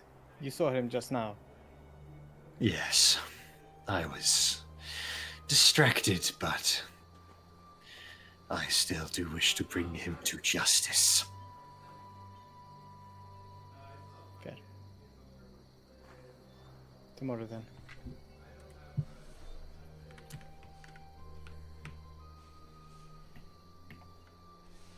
All right.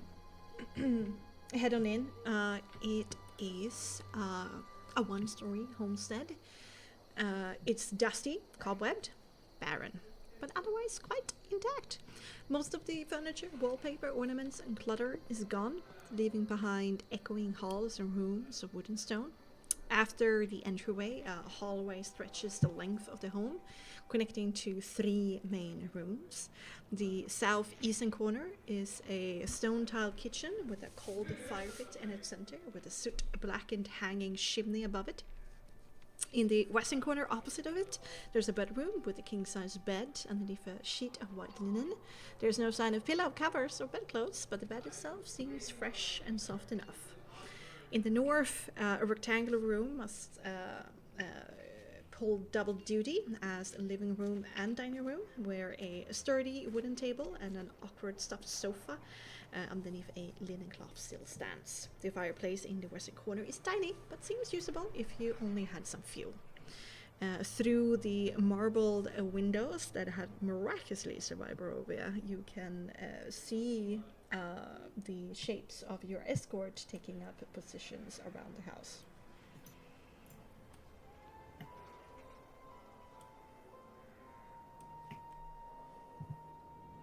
Yes. Nix will, true to what he just said, go into the main room like a kind of gingerly. Not sure if he can find it with all of these doors. Big old place. The northern room would be a good main room.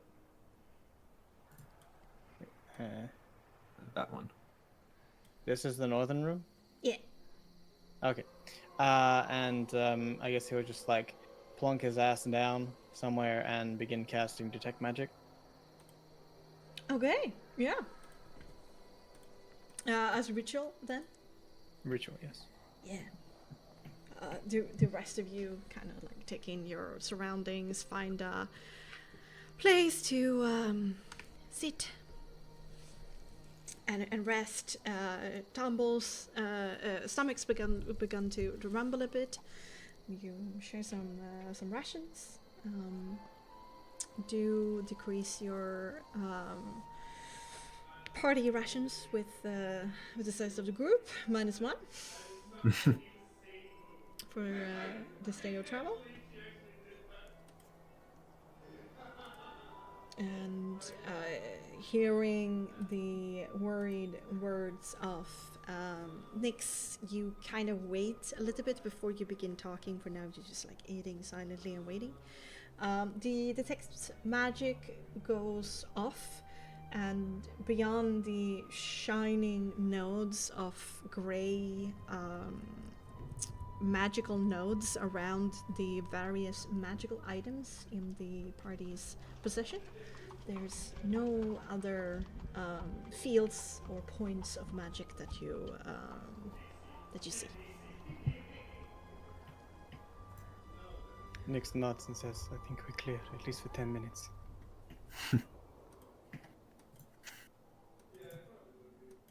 And there should be no one listening in. He looks sort of towards the north window where I think there's a wolf outside. Kind of curled up on the ground there, up against the wall. The wolf is kind of like lying down, but his eyes and ears are like open, and it kind of looks up at you through the window for a second before his eyes trail off. It's a wolf. I mean, it's there to watch you. The question is how much it can understand.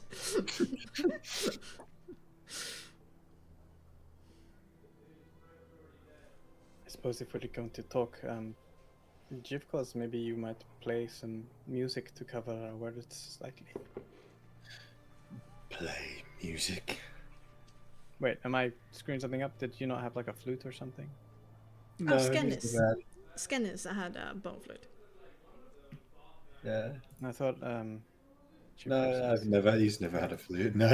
Was it, is it Arius? Maybe I was screwing up my campaigns. I don't think any of us have an instrument. Arius. Hamartia? Question mark? No, she continues knitting though, Hamartia. Okay, then we're just gonna have to whisper. Yeah, but you can speak in normal. I assume this whole time, even when you were out on the street, that you were keeping your voices down. Yeah. I'm not going to nitpick against you.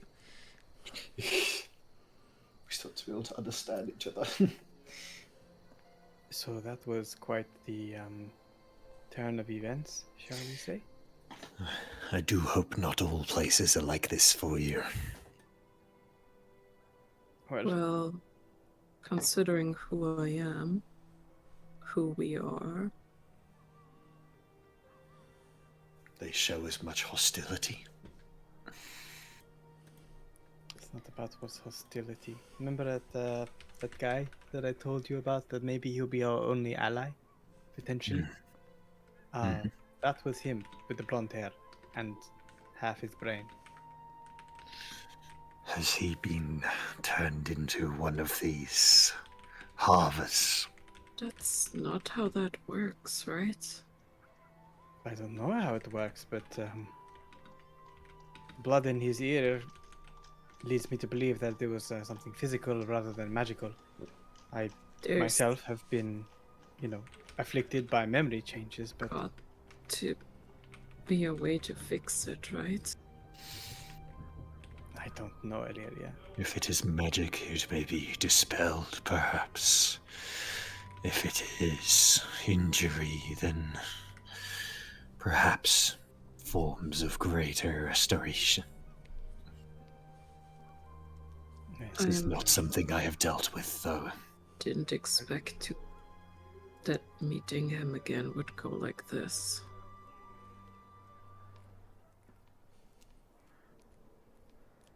Means that we don't have any allies here, really. We are on our own. Sure, we could perhaps, save his Marc eventually if somehow we find some sort of way to rejuvenate whatever they did to him. But that is not our objective, sad as it might sound. Our objective is for the elemental, correct?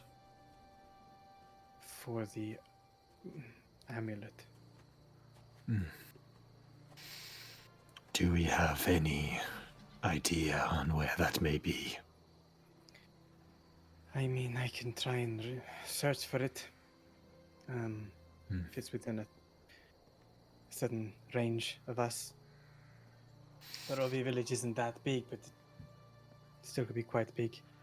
See, Lydia said that Cantemir might be at the manor house tomorrow, but honestly, do we want to walk into yet another manor house and be surrounded? Do we also wish to make the entire enemy our enemies when there are Red Fang and vampires? No.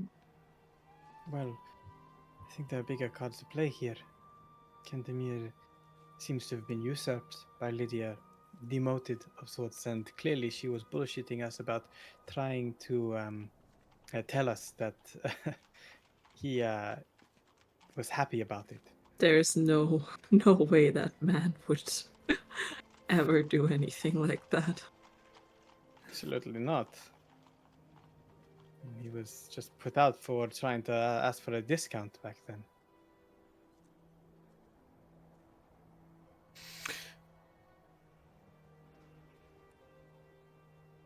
So I don't know. I'm not suggesting that, not suggesting at all that we are looking to make him our ally at all. He deserves to go down, unless he hands over everything and says, "Hey, I was in the wrong, and forgive me, please, don't kill me."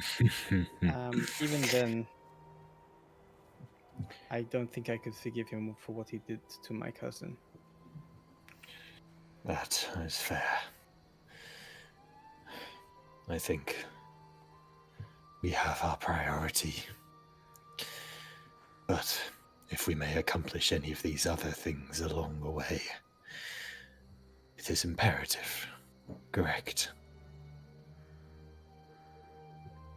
We have to stay focused on what our true objective is, because it's bigger than any of us or one person's revenge.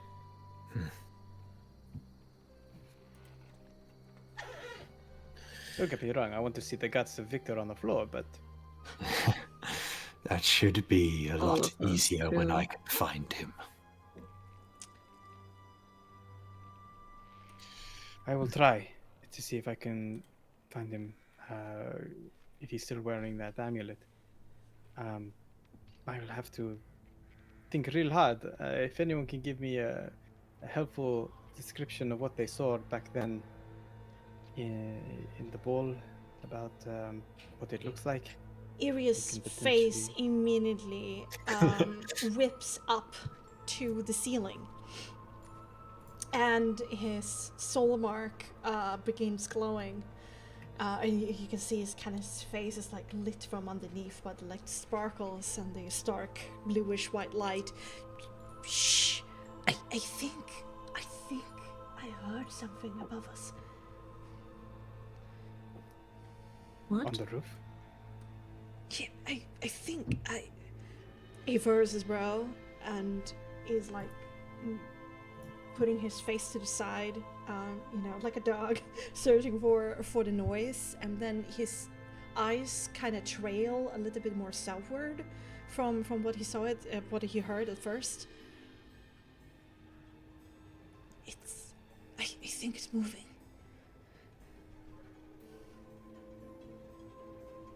He stands up, kind of like from his sitting position against the wall, and begins to like follow it with his soul mark aglow. Valeria will What is it, kind boy? of like hollow areas Irias and has kind of the highest passive perception of you all. So stay close with like a hand on the hilt of the sun sword. Yevgos is ready as fuck to pull out his weapon. he begins kind of like tiptoeing pretty comically, like looking and following the noise that he's hearing, and he's so very faint. Sometimes you think you can hear something, but his dwarven ears are sharp. And he opens the door to the kitchen kind of area. In here, this way.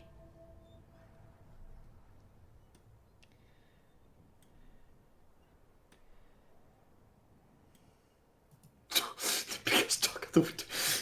Thankfully, the kind of the direwolf is sitting with his back to all of you, is kind of like watching the door instead, and as well as kind of like lying on the ground, like half lying. Is definitely in rest mode.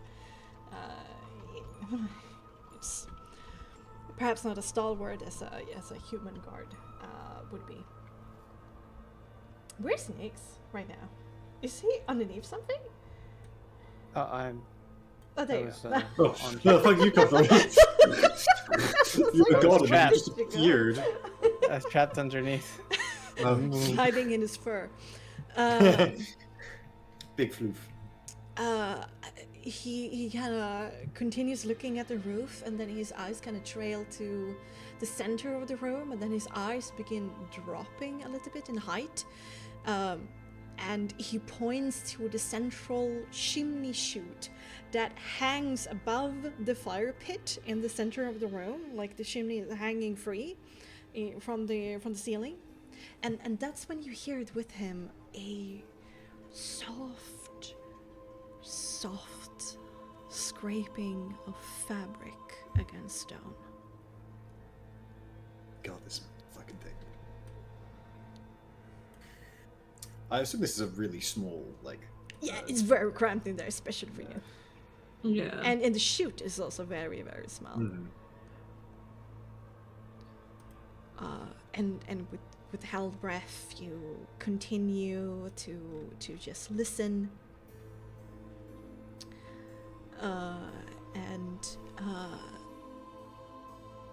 The sound kind of goes shh, shh, shh. It's somewhat rhythmic. Amadia. Might soul be able to go up there?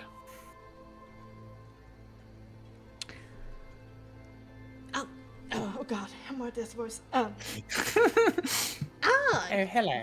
Hello. I think yes, but I don't know if it's dangerous up there, and I really don't want to miss Soul right now, considering all of the scary people that we met outside. If I lose Soul, it's gonna cost a lot to bring him back. But I can if we want. He looks to the others, just sort of like... We just need some light. I'm sure Jivkos, stick your head up there. See what's coming. I assume if he stands on the thing, he can probably see up. As you say this, tendrils of hair appear past the rim of the chimney chute. Just a few tips. Dark in color, perhaps brownish red, a bit curly.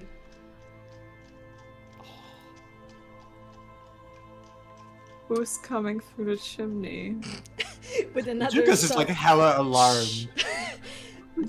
more of the hair appears, and the tip of a forehead, whitish skin, somewhat stained with soot.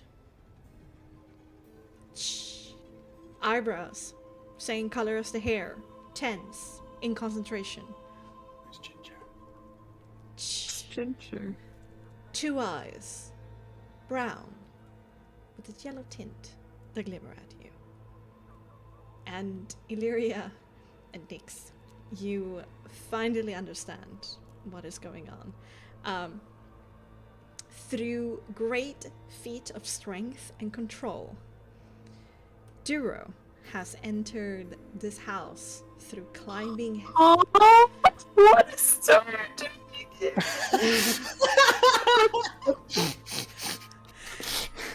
By climbing head first down the chimney chute. Because he's unsure whether he should be alarmed or relieved. Could have knocked. We have a door, you know. What the fuck? He somehow he still managed to release one of his hands, so he's just clutching on, hanging upside down by just pressing 3 limbs against the sides of the chute, and his free index finger goes up to his mouth, and he looks at you all stressed. Is there curtains on the windows? No, they bare. Nick stands in front of one of them, back to the window. Illyria will put Chifkos in front of one. I was going to say, you've got to just sort of stand in front of almost both of them, probably. Irius kind of shuffle away because he's too short. I move over. Yeah. Like, get out of the way, shorty. Get out of the way. You know, Illyria, if there needs to be another one, Illyria's also gonna... Yeah. He gives you all kind of like a stressed smile. But then he points to the door to the hallway from whence you came. And if you take an immediate left, there are no windows, but it's gonna be very tight and like standing in a row. But there's this look of like raising an eyebrow, like, are we gonna do that? Are we gonna be here? I mean, let's see. For now, we need to get him a chance to get out, right? Yeah, to you of course down. will very much help him get down. He flashes you a quick smile, but then through his own strength and control, he methodically grips the rim of the fire pit and frees his body slowly, limb after limb, in an impressive show of acrobatics and agility. A handstand and a smooth landing later, he crouches down in the shadows of the like up against the wall, in a deep predatory kind of crouch. Illyria will kind of nod towards where he signaled earlier and kind of like see if the others are on board with going there or... Yeah, there's a wolf directly outside the fucking window. Yeah, so... When you made some noise, it did glance inside, but when nothing like happened for some time, it glanced out. I couldn't really see the hair hanging Illyria out of the will chimney chute through there, because kinda like... the glass is there. There's no, but it's warbled, right? It's not our perfect 20th century like perfect It's window. warped as fuck and hard to see. It's warped as fucked. So like details are heavily obscured.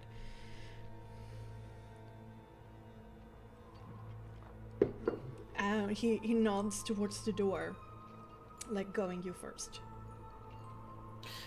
Yukos is going to stay sitting at the window to make sure that... Yeah. There, Martia backs away and like goes down the hallway. Irius does the same. Let him go through. Illyria will kind of like motion for him to go while the windows are blocked, but if he doesn't, she will also... Yeah. Seeing the path is cleared and you're agreeing with her, he kind of scuttles past and he runs through the room with impressive speed. Illyria gives Nyx a very confused glance before following after. Nyx also looks very confused and shrugs at Illyria before gesturing follow. Okay. You all enter the hallway. It's tight. You're standing like in a conga line.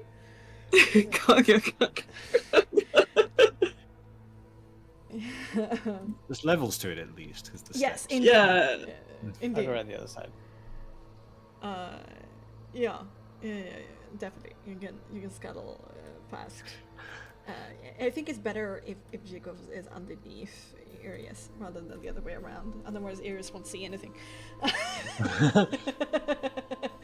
um. Turning to you all in this cramped space, you take in the awkward and still kind of gangly teenage shape of Duro, the freckled face that he wears, slightly faded though, and oddly juxtaposed with the slick and sulfur-shirted grays that he now seems to ooze in his predatory condition. And looking forward and backward at all of you, kind of boxing him in, he shows off a fang as he flashes a nervous smile, but he relaxes a little bit.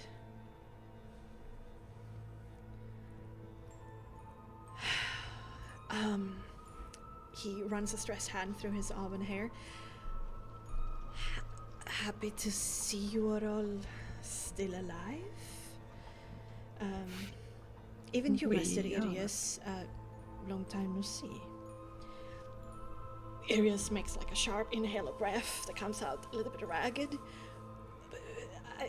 I listen, Duro. No, it's quite alright. I'm not as naive as I once was, and we don't really have time for that. Arius takes like a small step forward with a more determined look on his face. No, I must. I'm sorry that we failed. I'm sorry for what you lost and the state that you find yourself in. But I'm not sorry for trying, and I hope you understand that and can forgive me for it one day. Duro's face twists into a smile that betrays half joy and half sardonic bitterness. Maybe. But we can't change it now. Can we, Master Dwarf? Again, I don't have much time. Volenta awaits me at the building site. You're here for a reason. I said I had to go pick up some papers at the mansion, but she gets impatient and angry quickly if I skip out of work, so... would it be possible if you could listen to my worries for a moment? Of course. I realize that I'm the one who are indebted to all of you, and not the other way around. I'm surprised still that you didn't kill me that day. I don't know if this is better or worse, but at least I have another chance, I guess.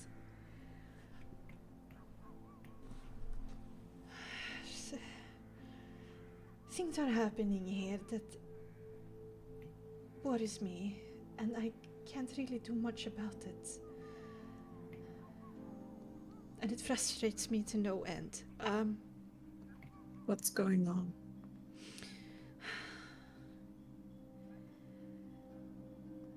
I messed up.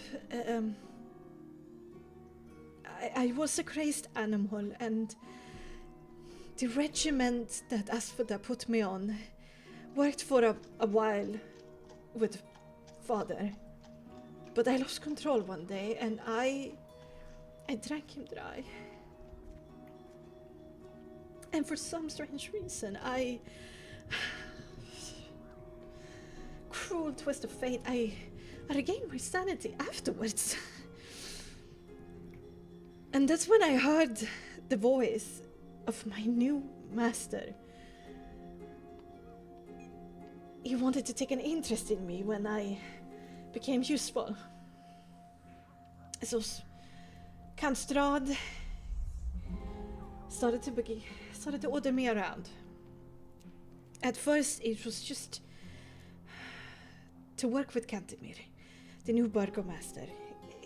He gained control whilst I was still feeding on Papa. And it's flashes of what happened. I don't remember much, but he was in control when I woke up, so to say. And I never particularly liked him, even though he was my best friend's father. I still believe that with a strange new power that Strahd or him or something had arrived with, the strange explosion of crops, that things could perhaps begin to change for better in the village. Despite his flaws, perhaps there was a way forward. Despite his Marc not being in the picture, and it felt strange, it felt wrong, but I was forced, I still am. But I had hope. But then, about 3 weeks ago, after that strange party up there, when I came back, this Lydia person arrived in the village. She sought to speak with Cantemir privately.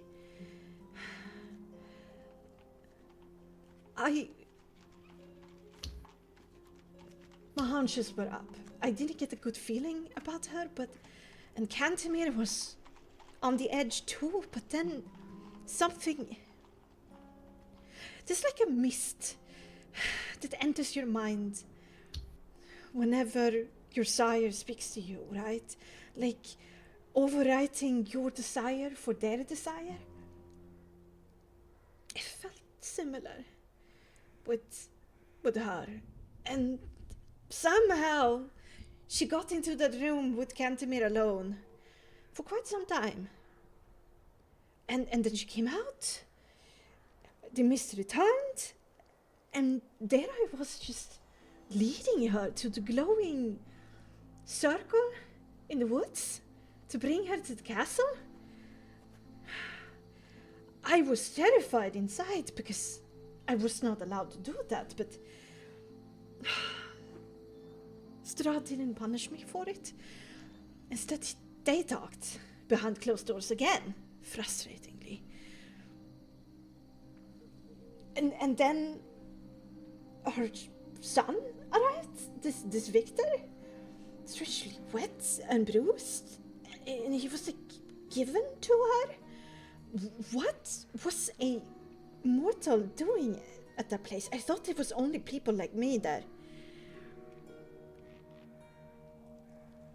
And then she came back to the village, talked to Cantemir again, and this time around I had orders from Strahd that I was supposed to protect her now, not him. There was a meeting called by Cantemir, and before the whole crowd, he just gave it up to her. There were, of course, some people who called out, who didn't like they didn't vote or want her, didn't know her. But the most loudest voices grew silent, and then Cantemir got angry, and then it just was. She was burgomistress. She kept me at an arm's length, not like Cantemir. I tried to work with the man to help him. He needs help. He needed help. But she's capable. She knew how to organize things, how to plan things, how to run a community, and she's scarily good at it. And she didn't want my help. Instead, she wanted me nowhere near it. And then, Volenta arrived, and I was even more distracted for what she was doing to the village. She is a small tyrant. Honestly, I can't physically get tired anymore, but I am. Alright, I am. We work day and night just building that thing out there or running errands for her. I'm at my wit's end soon. And in the meantime, like a week ago, the strange Red Fang arrived. I don't really know what it means to the village. There's supposed to be our new guards. Like, what happened to Irina and Ismark? And rebuilding the Barovian god. And then it started happening.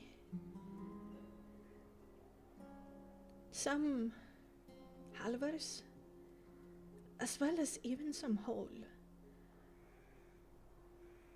starting acting like I've never seen before. They never tire out. They work day and night, like they're like me, but they're not.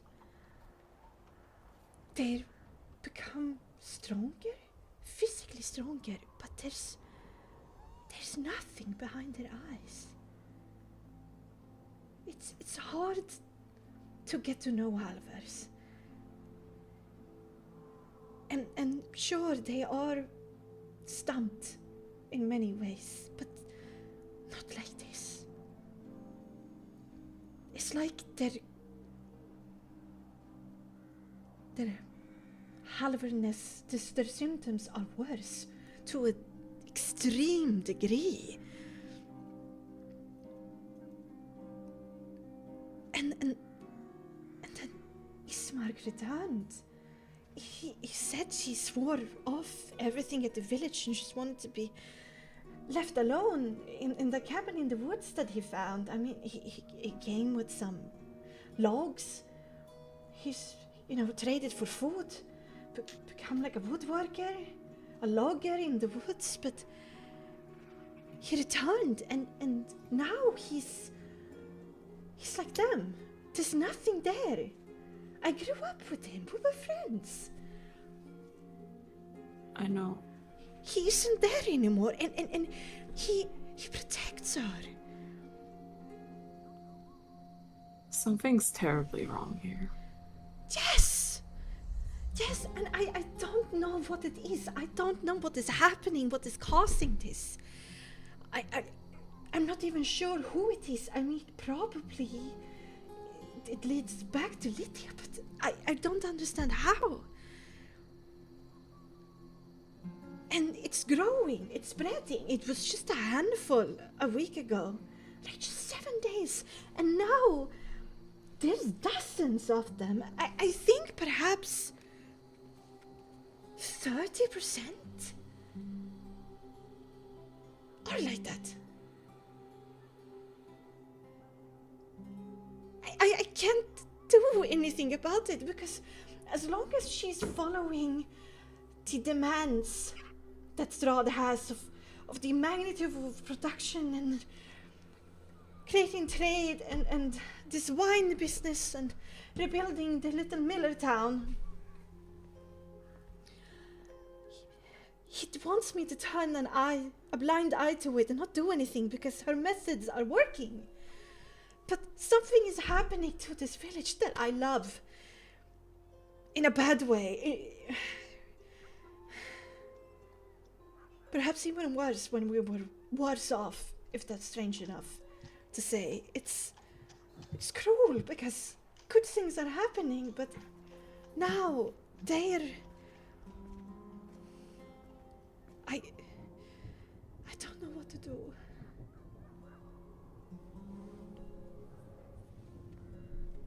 Why are you telling us? 'Cause you tried to help me, right? You did. You went down Yes. there and despite everything, You did something about it. And you're not under the control of a master. I think I might be outing myself to other lackeys, and this is my death tone, but so be it. I don't have any other options. If you can do anything about this, please, please, stop this madness. Shh. They are being robbed of themselves. You truly want to do something about this? Or want us to do something about this? Yes. Empathy check. Okay.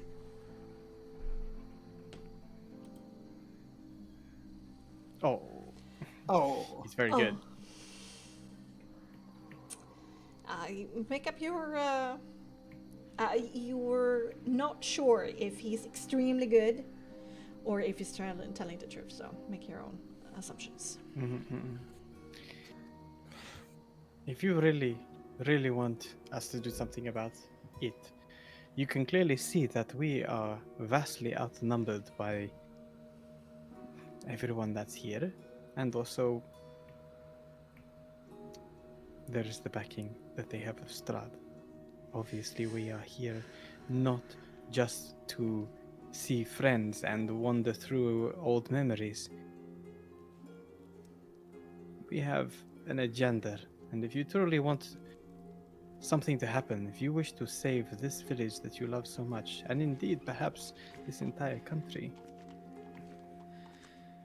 simply helping us will most likely pit you against everyone in this village. Are you prepared to do that?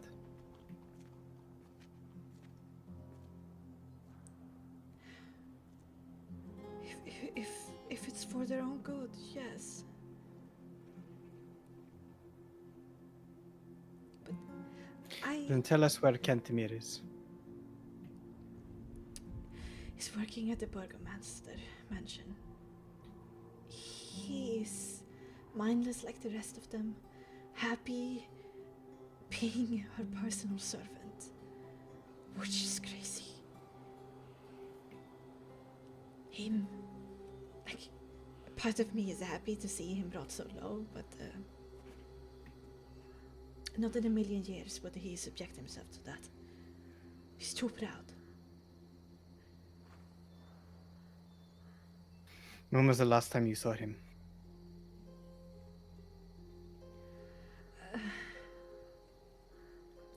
Yesterday, there was a quick meeting in the Burgomaster mansion between Miss Valenta and Lydia. It's a bit of like a status report, and he was there serving her drinks. Nick's like closes his eyes and just like does a sigh.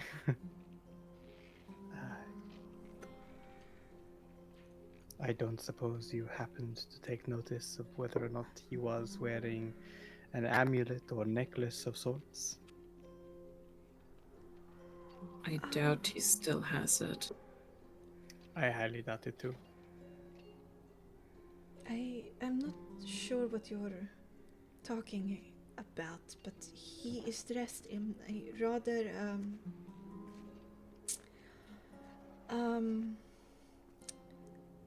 bold maid-like outfit, so there's not really any ornaments in that regard.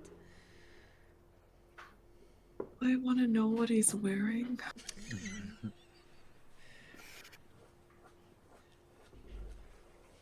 Actually, maybe not. Whatever gets Lydia and like Valenta off, I guess.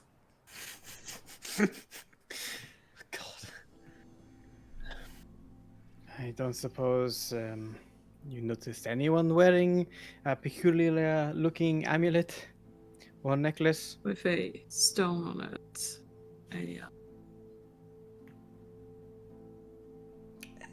What was it?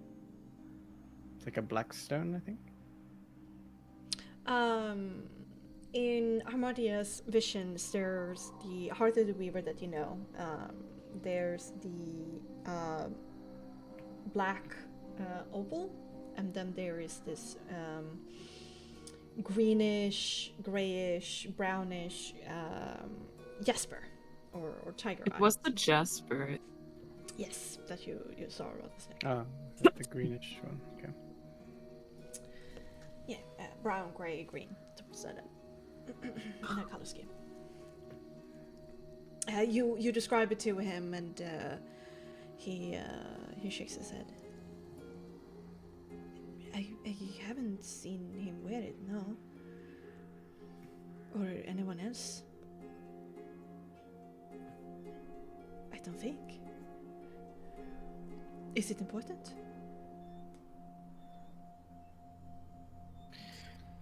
Whoever has that is likely to have the power in this village.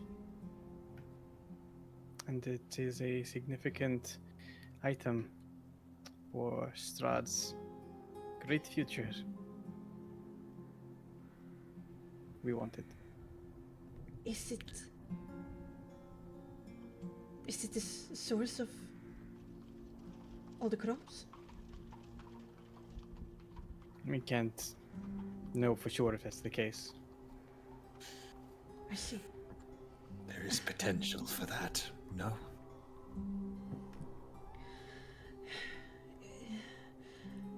I'm not entirely sure how. I'm new to this this whole resistance thing and underground rebellions.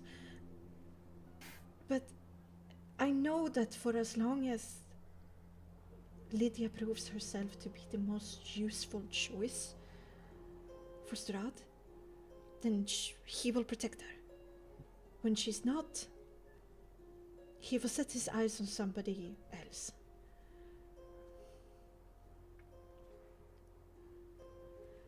There's also Miss Volenda, who is unstable at best. And the Red Fang is also unhappy with both Lydia and Volenda. None of them, the three new rulers of this town, are unhappy with each other. And they don't know where their lines of their authority begin and end. They're always butting heads. Perhaps they can be exploited against each other somehow? Is there some area that is of most contention recently between two groups? Well, the Red Fang and us vampires spend most of our time here in the village. We have the night shift of building the fort. The werewolves have the day shift. But Lydia is in control of everything else, especially when it comes to food production and harvesting certain size of crops, and there's already talks of delivering it to Vallaki and beyond, and she has put her foot down on the vampires and the Red Fang to not enter or move about the southern fields too much, to leave her people working in peace. And she's very adamant about that.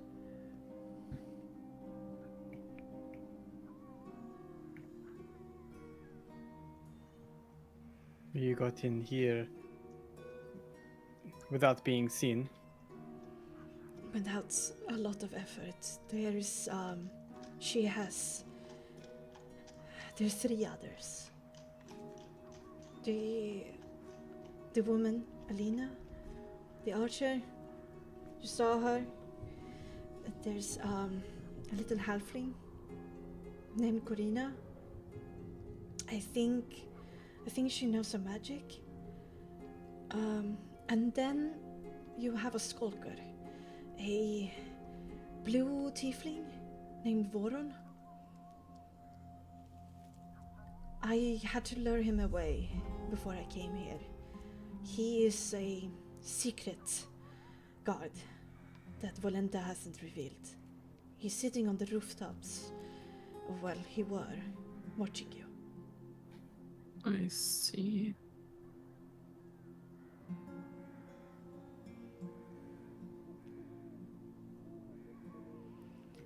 If you need some goodwill of getting on Lydia's good side and pretend like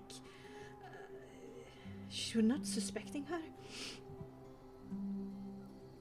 The former burgomaster, Ismark's father, Koljan, was not a perfect man. He did some very questionable things. One of them is that he was paranoid to bury people in the cemetery during his whole reign. And so, whenever we got dead bodies, disease, starvation, whatever it might be, the house that was afflicted, or an empty house, became their tomb. And he just threw them in there and barricaded the doors and the windows and barred anyone from entering. But you see, there are sounds coming from those places from time to time. Oh. And there's a lot of them. More than 10 houses here in the village are filled with something that is just locked in. And Lydia wants to begin at some point, I've heard, an effort of cleaning them out to make these houses usable. But she's stretched too thin. At least for now, she says. I suppose that is something we could deal with if we needed some goodwill from her. Do we need goodwill from her? I really don't want to need goodwill from her. I find her to be very stressed that you're here. And she is being extremely careful, putting so many guards and caveats on you. Well, she knows that we know what she's like. Or maybe we just caught a glimpse of her. But that's enough. Maybe you can fool her. I don't know. I don't know how to do this. It's just a problem that needs fixing. Perhaps an in with her. I don't know. Or perhaps if you befriend the Red Fang, perhaps they could help. They seem to start with all of this as well. I wouldn't go near Volenta at all. I won't if I can avoid it. Good. I'm not on the best terms with his consorts. I wouldn't know about the other ones, but that was, she was upset.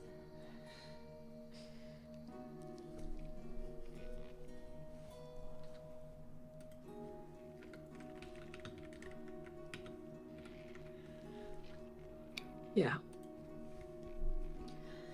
Shit. Okay, I really need. I said what I needed to say. I can't discuss sheer theories. I need to go. Make sure that you stay safe. I will. I can't risk discovery because that means there is nobody left who cares about this place. I'm pretty sure that what I am makes me immune to what this affliction is that is spreading. Yeah. I got to avenge my father in some way, I guess. Yes, stay safe. You too. Thank you. It was the least truly I could do. Actually, can Illyria tell how she wants to believe him, but like the whole he cares about the village part and stuff. Yeah, you can also attempt the empathy composure if you want to. Yes, please.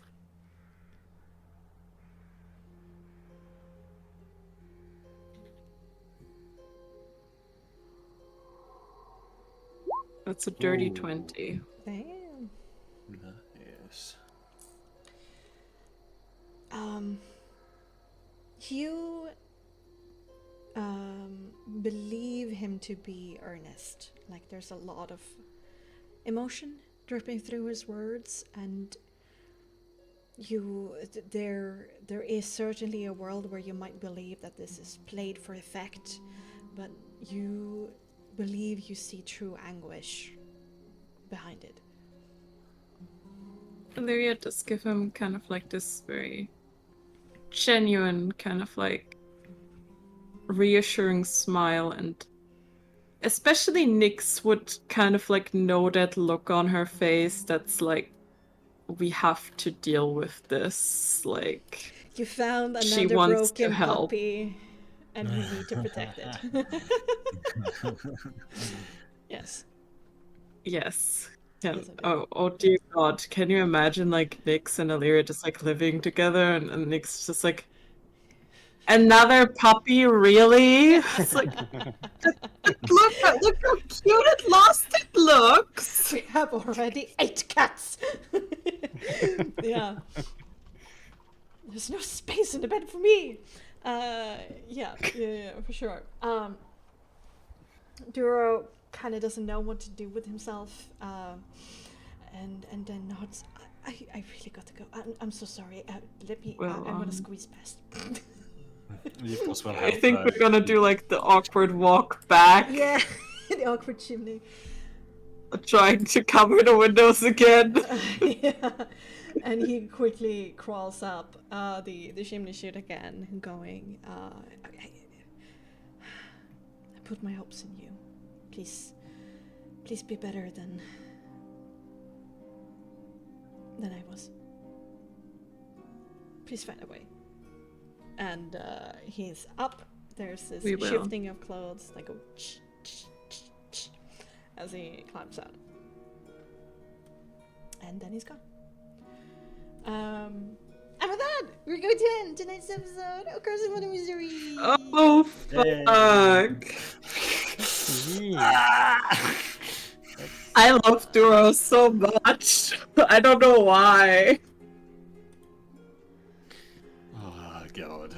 Oh Let's go no. through, some stuff. This is good though. That's actually a lot of information that we probably very much needed, and Yeah. a way for us to get in with one of the 3 rulers of the place, which might not be a bad idea. It's an option. He said what he knew, gave you an option to do it that way. But certainly, there's a lot of chess pieces here, but it's a big board. There's infinite possibilities, and yeah. So do your best, Team Drama. Oh god.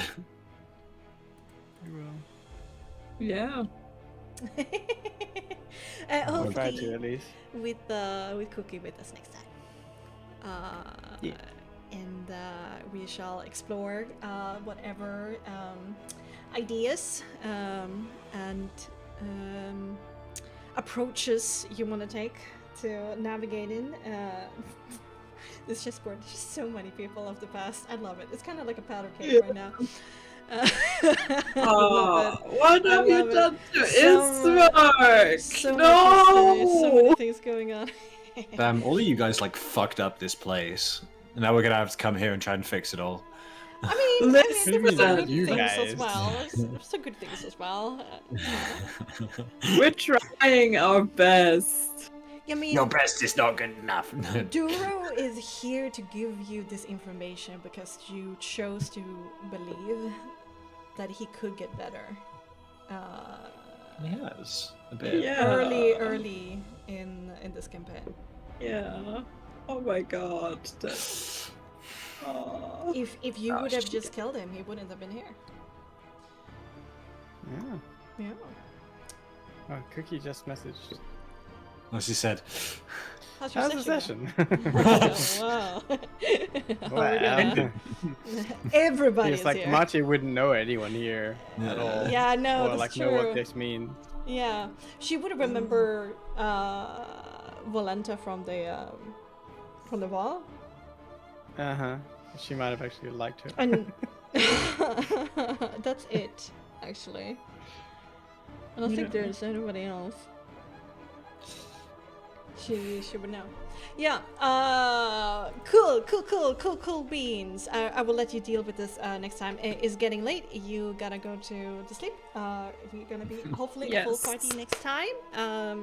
I'm gonna continue flesh out areas of the village, and then it's gonna be an open world bonanza for your taken. So that's chaos. Oh God. No pressure. That's right. I am excited to see where this is gonna take us, how we're gonna do this. Yeah. But we will find out that next time. Remember to follow, subscribe, use your Amazon Prime, join the cookies in Discord. Dritta, so nice to see you. It's always so fun having you in the chat. Hemo, as always. Oh, such a little pearl, always being here and supporting him. I always appreciate you. And then Game Master Eric also came by and said hello. Good luck with all your various games. You veteran. Impressive, really. Very impressive. Thank you for taking the time to lurking in my chat. But with that, stay cool, stay frosty, and I'll see you soon. Good night and goodbye. Bye.